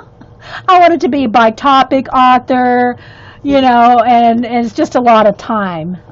But anyway, so just to have a ledger, kind of a list type book, something that you can do your lists in.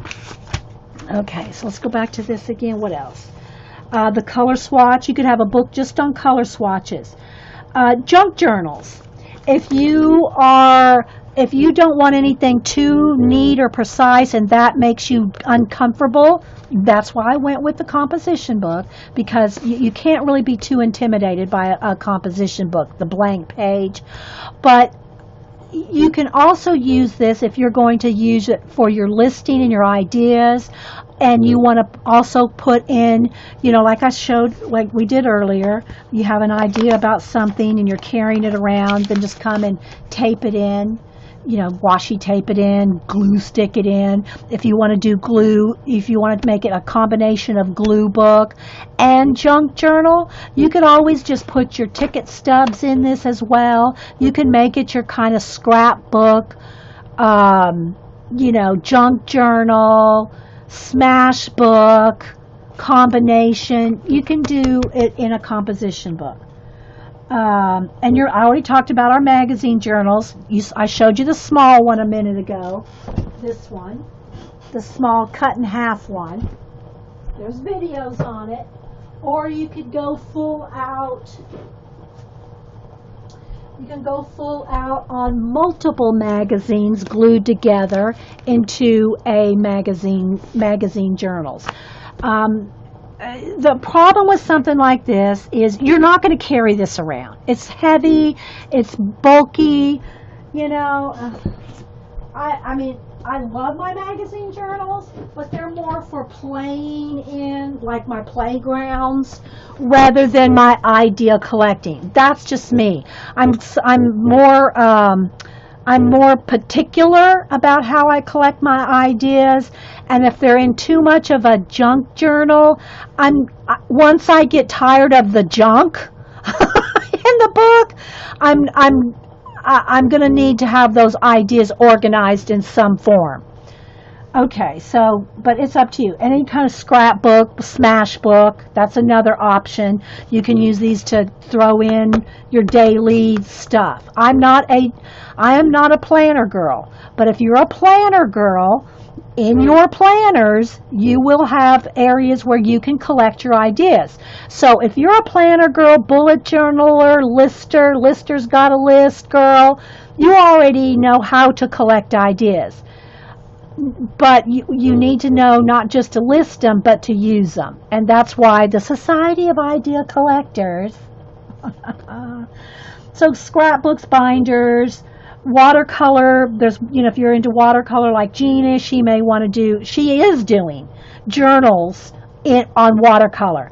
So her ideas, her watercolor studies and ideas are all in little books that she's either bought and or making. So again, she's using those ideas she's collecting.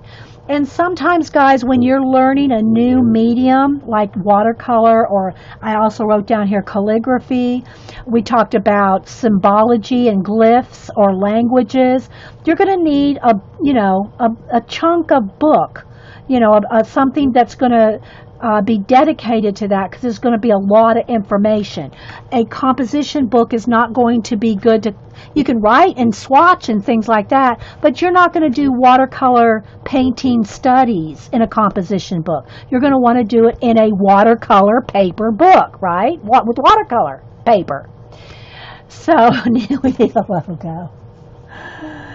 Yeah, and she has her prompt challenges with that. Exactly. So, you might have your prompts written down in here. Jean put them in the front of her little books. And this is just more ideas. It's more expanding about what works for you. So take any of this, and take all this stuff that we've talked about. Write it down in a composition book. Even if you just write down the ideas of ideas that we've talked about, will get you started, regardless of the book you work in. I just figured we'd pick a composition book to do this in. Again, me personally, it's all in big binders. But if I want you guys to start, collecting your ideas, it's got to be something very simple. So there's not much simpler than a composition book that you can get for 50 cents or $1, especially now during school supply. We're going to make our tabs, we'll scrape paint, we'll do all kinds of things like you've all probably done in other journals, in other composition books, like I did Fluffette, and that's been around in multiple, look it up, you'll find tons of things. But for me, right at this point in this project, in the Society Idea Collectors, it's not so much the decorating for me right now. And I mean, I'll do some tab decorating, showing you how to, make your little whatever. But that for me is not the important part.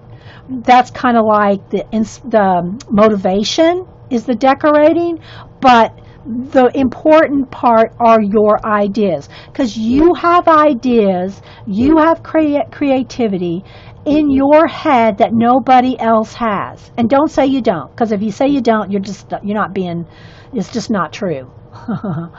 So you have ways of thinking of things and combining things and working things out that nobody else has. That's why we're all unique. And we all have we all have creativity, but we all channel it in different ways. But you got to write it down. No, not yet, Beth. No hashtag yet, because if we do Society Idea Collectors, it's sick. I don't want our hashtag to be sick. Maybe it could be, should be, I don't know. Anyway, so there's our first little meeting, our first little get together and meeting. I won't call it secret, but you know, our first little meeting of the Society of Idea Collectors. And I think that's enough right now. That's overwhelming. This should last you at least a week. What I would like y'all to do is take what we talked about today, a composition book or whatever. You do not feel like you have to use this. Use your Midori, use your Travelers, use a binder, use whatever appeals to you, whatever you know you will use. And write down some ideas.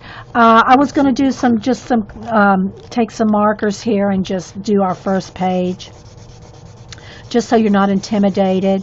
I like to just, mess it up the first page so you're not feeling, oh no, I wrote something, this one doesn't even work. Let me get another orange. And anyway, so, just put a page in your book that questions. Remember, the main thing, this first page should be, you can put your name on it and put it on the second page if you want, but your first main page needs to be questions. I need one more color. Let's see. Let's get maybe purple or red. Red's probably good. Let's see. Do I have a red out? Here. No, it's orange. I have a red here. Let's see if this one's working. I use these all the time, so some of them are starting to run out a little. Remember that, to me, the most important part of your idea collecting, the thing that will make it move the quickest for you, nothing will make your ideas generate quicker than this. This is the most important thing.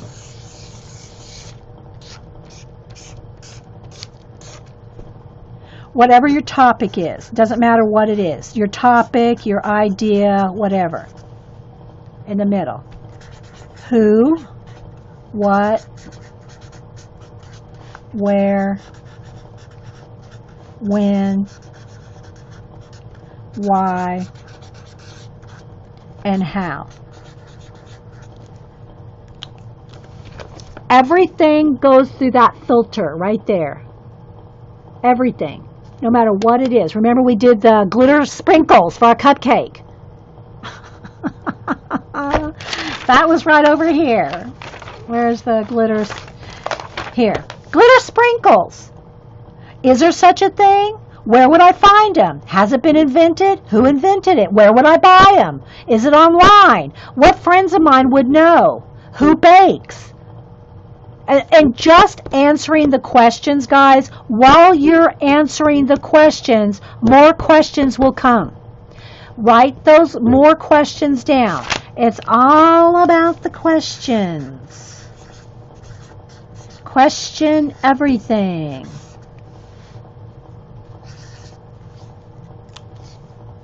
This is where you will get your ideas. If you do this with every topic and idea you have and write it down, I know I keep saying that, you will have more ideas in one day than you'd probably ever use in a lifetime. So, there you go. There's our first meeting of the Society of Idea Collectors. And see, look, keep it, don't get over precious, make it messy. Who was it that did was big on composition books some years ago? Somebody will tell me her name. And she took and she smashed up every single page in the book. She fluffetted her book. Well, she didn't call it fluffet. I call it that. She fluffed up every single page in her composition book, but she was making art journaling. I want you guys, you can do it if you want. If you mess up your pages just for the sake of not being afraid to use it.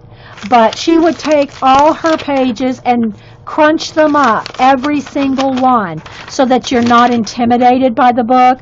But for me and us here on the Society Idea Collectors, we can make this pretty and use some washi tapes and some tabs and all that. But this is not to be a pretty This is not made to be a pretty art journal.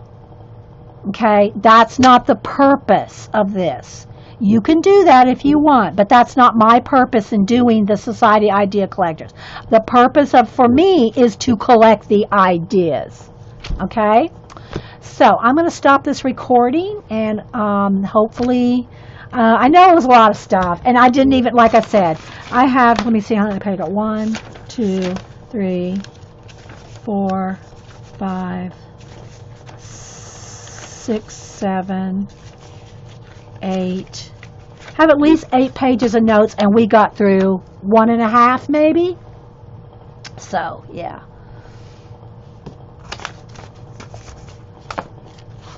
And, keep it, put a band around it, put a, big bull clip or something, keep everything in there. And, yeah, so we'll be right back. Well, I'll try to be right back with another recording, so thanks, guys. Oh, I got to remember that. Oh, I'm going to write that down, and you will not remember it. And pretty much everybody that has written books on ideas, listing, note-taking, doodle note-taking, however you take notes, whether it's in business or just, for your own creative purposes or your own entrepreneurship or whatever, will tell you, you have to write your ideas down. Okay? So I've already shown most of these at some time or another. These are my Adorables. They're like faux Midoris. Sister woman Jonna made these for me, and I have this is the one that I use the most. You can see I've got paperclip tabs, which we'll get to that later. I have the little buttons that I got the other day. I just stuck some of these on here just to make it decorative. Charms. You can have tabs or tags. So what we were discussing was the format that you will like and enjoy and work in. I like all of them, and I will use all these different idea notebooks and journals, whether it's a Moleskine or whatever, and I will write ideas in them, even the tiny little notebooks, the little composition books. Hang on. Let me grab, where'd I put it? Up here. Let me grab one here. The little composition books, like this size, or even just a stack of Post-its. Whatever you write your ideas on, you just have to do it. You have to write your ideas down. So we were discussing what kind of format would be, everybody would probably enjoy, like working in kind of together. And I think that you can do any of this. You can write it in whatever you want, whether it's something like this, whether it's a big binder, whether it's your 3-ring binder, whatever it is, it's fine. So, just know that you don't have to do anything we are doing necessarily, but we're going to work in composition books.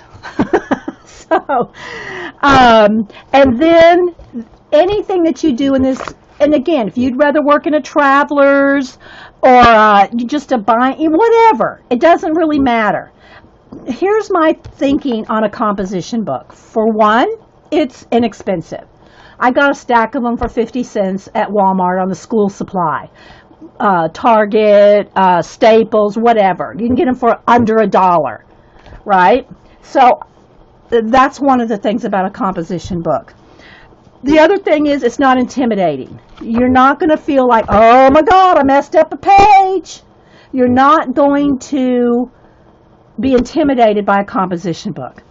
The other thing I want to say is there's millions. Look on YouTube and this will give you some more ideas, and you can write them down in your book. Ideas on using a composition book for either journaling, art journaling, doodling, note-taking, decorating. I know I've shown y'all Fluffette before. Let me just pull Fluffette down for a minute. I used this is one composition book.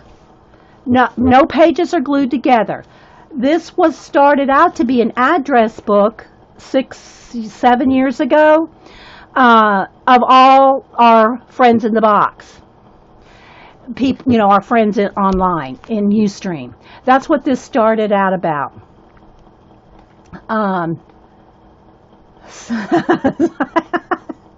Snick name. I like that, Jean. Snick name. Wait a minute. I gotta write that down. I don't know if you meant to say that, Jean,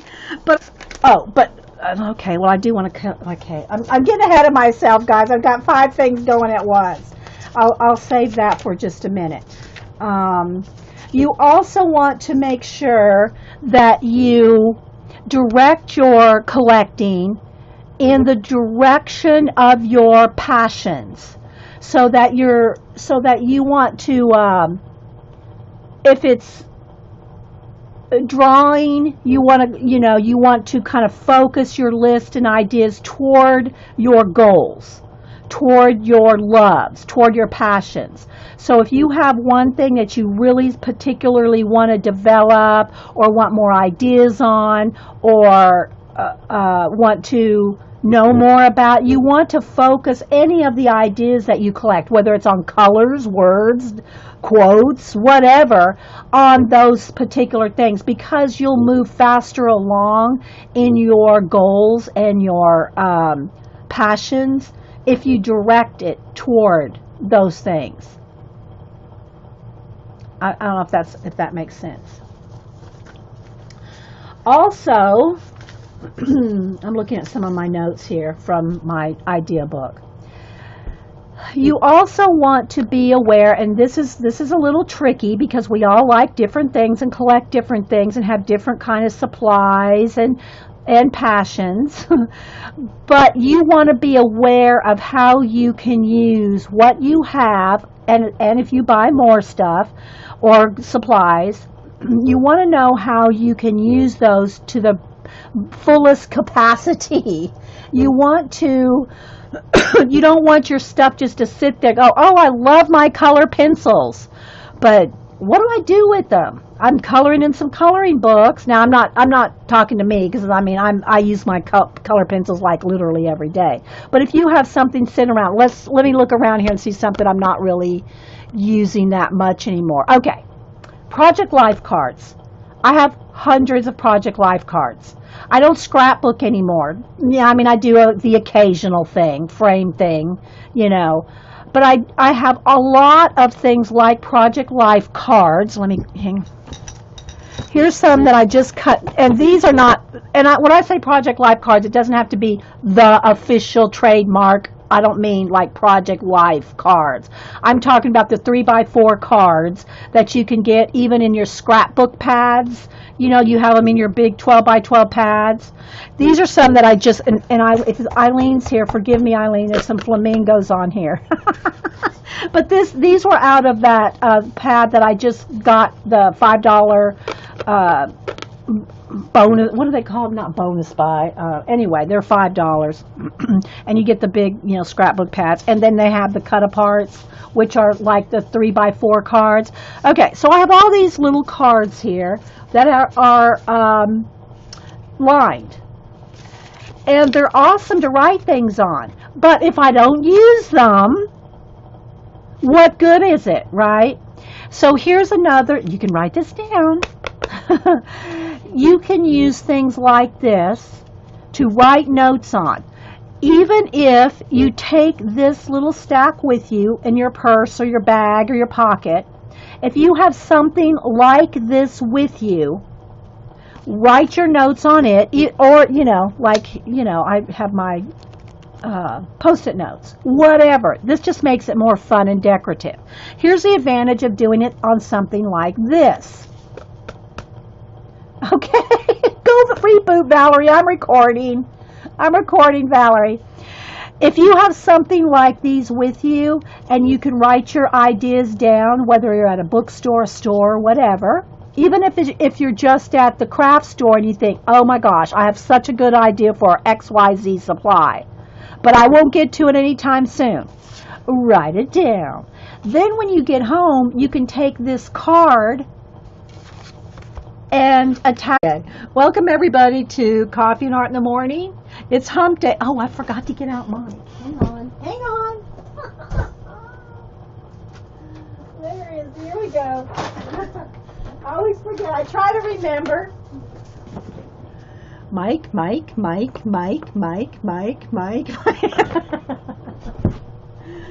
So anyway, before I hit record, we were talking about the Society of Idea Collectors, and so really, and Jean is the one that came up with that name anyway. So really, all I would like for us to do is be able to collect our ideas. People do not write their ideas down. Write your ideas down, people. Write them down. So before I hit record, we were discussing different formats of how you keep your ideas. So for me, and I'll jump up and down here. For me, I'll write ideas down on Post-it notes, my little travelers, my adorables, and I'll show you all the different places I write down and keep ideas. This is the Mama Jamba. This is my 3-ring binder, and it's like 3 inches thick, and when it gets full, I either get a new notebook, like I did this time. This is a new one. Nothing's in it yet except my tabs and a few things, but nothing's written in it yet. So when this gets full, I'll either get a new notebook and just, put this one aside. I might go back through it and pull some certain and really important things that I'm working on out of it and transfer it to a new one when it gets full.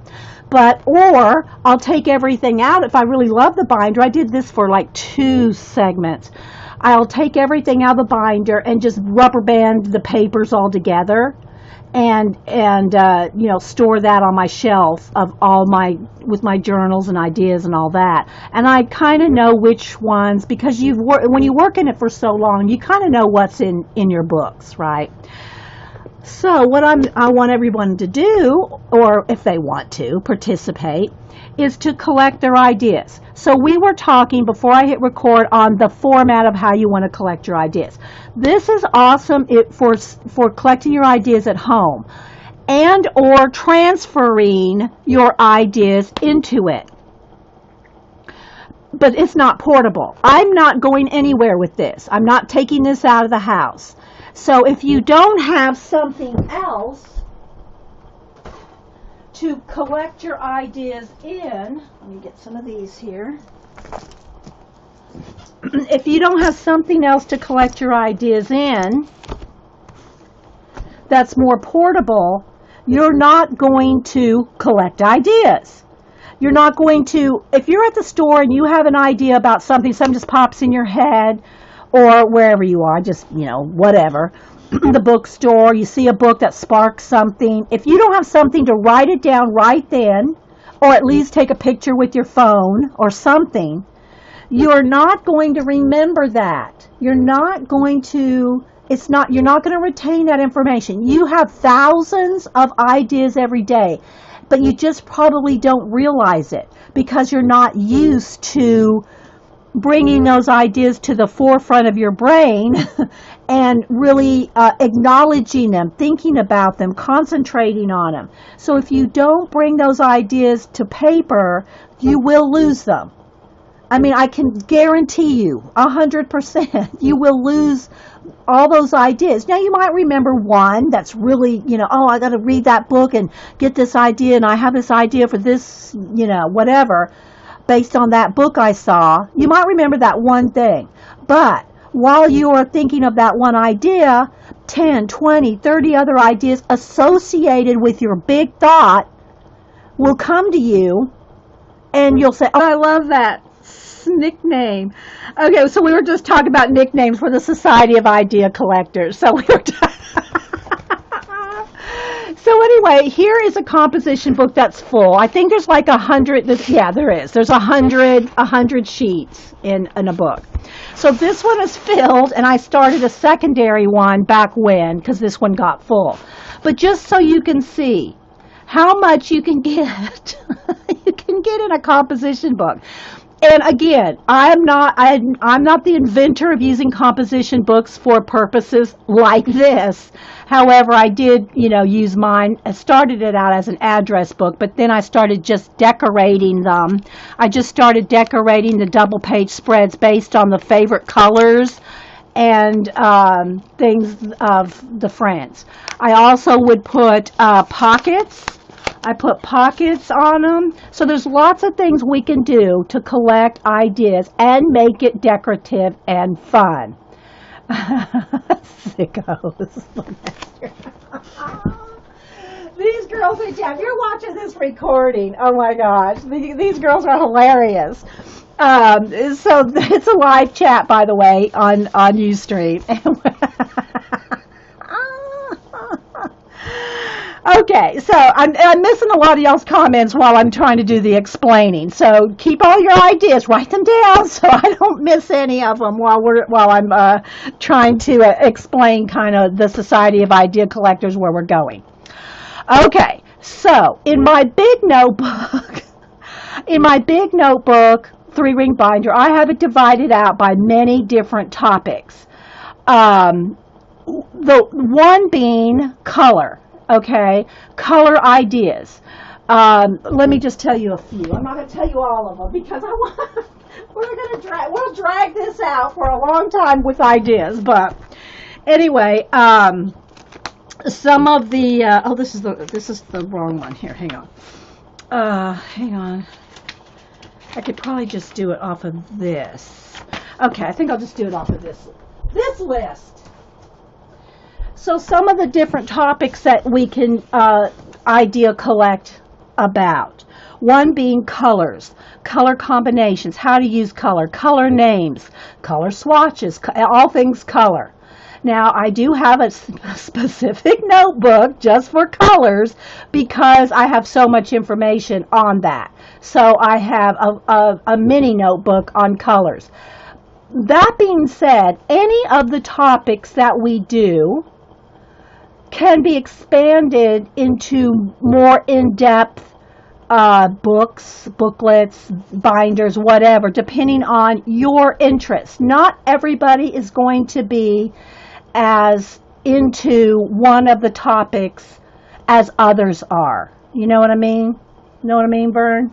So some of you might be more interested in like quotes and if you collect quotes. That's just one mini topic, okay, that you can list and collect things, idea collect. And of course there's millions of quotes. So, let me gather how I want to continue here.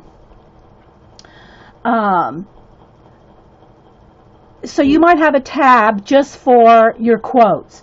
You might have one for if you love words. I love words. So I have lots of collections on words, word definitions, etymology, a lot of things on words. And also, guys, I'm trying to read some chat too, so I'm kind of like half distracted on the chat. And and so you can have tabs and lists and ideas for any kind of projects developed off your ideas. You can attach it to that page of new ideas or whatever you tab that particular thing.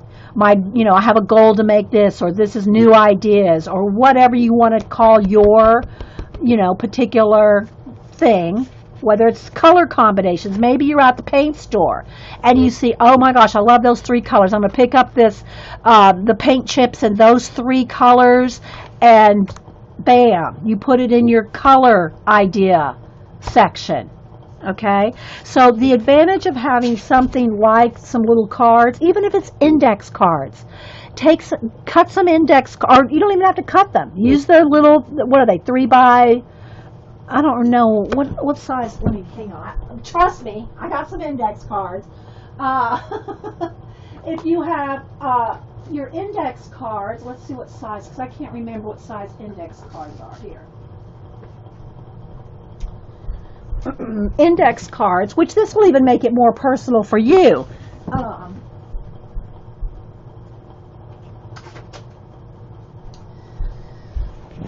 Index cards are 3 by 5. So they're 3 by 5. These, your little standard Project Life cards are 3 by 4. So whether you use index cards, which this, and you know, these you can get 50 cents for 1,000 of them. Not literally, but I mean, you know what I mean. You can get a pack of them for nothing. And then you can decorate them yourself too. And keep track of your ideas on index cards. We'll probably use both things. We'll use both things just so that I can show you you can use both things. And same thing for Post-it notes. Okay, so again, then you can decorate these yourself. Hey Mac, anybody else popping in? Mine are a little bit from being in the bin over there. I'm just kind of straightening them out. So you can decorate them yourself. All right, for instance, let's see, let me look over here. Okay, here's one of my little hand-carved stamps. This is my little cupcake stamp. Let's see, let's get some cheap Crayola markers. They're just water-based markers. Let's get a pink one. Let's see if this one's working. Okay, so I'm just going to take one of my little hand-carved stamps. And I don't know how dirty this stamp is from stamping with black ink, so we'll see what happens. And I mean, if you're a cook and you like to cook, and you know your recipe cards, any of it, guys, you have to personalize your ideas to what your passion is, not what I love to do or what Jean or somebody else loves to do. You have to do what your passion is and customize your idea collecting for yourself. All right, so let's just say we did that. Let's put a couple of them. Let's do another color. Let me get a baby wipe here.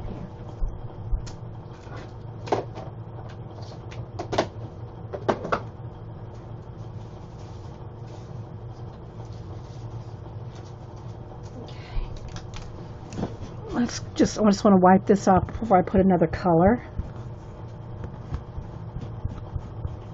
And dry it a little.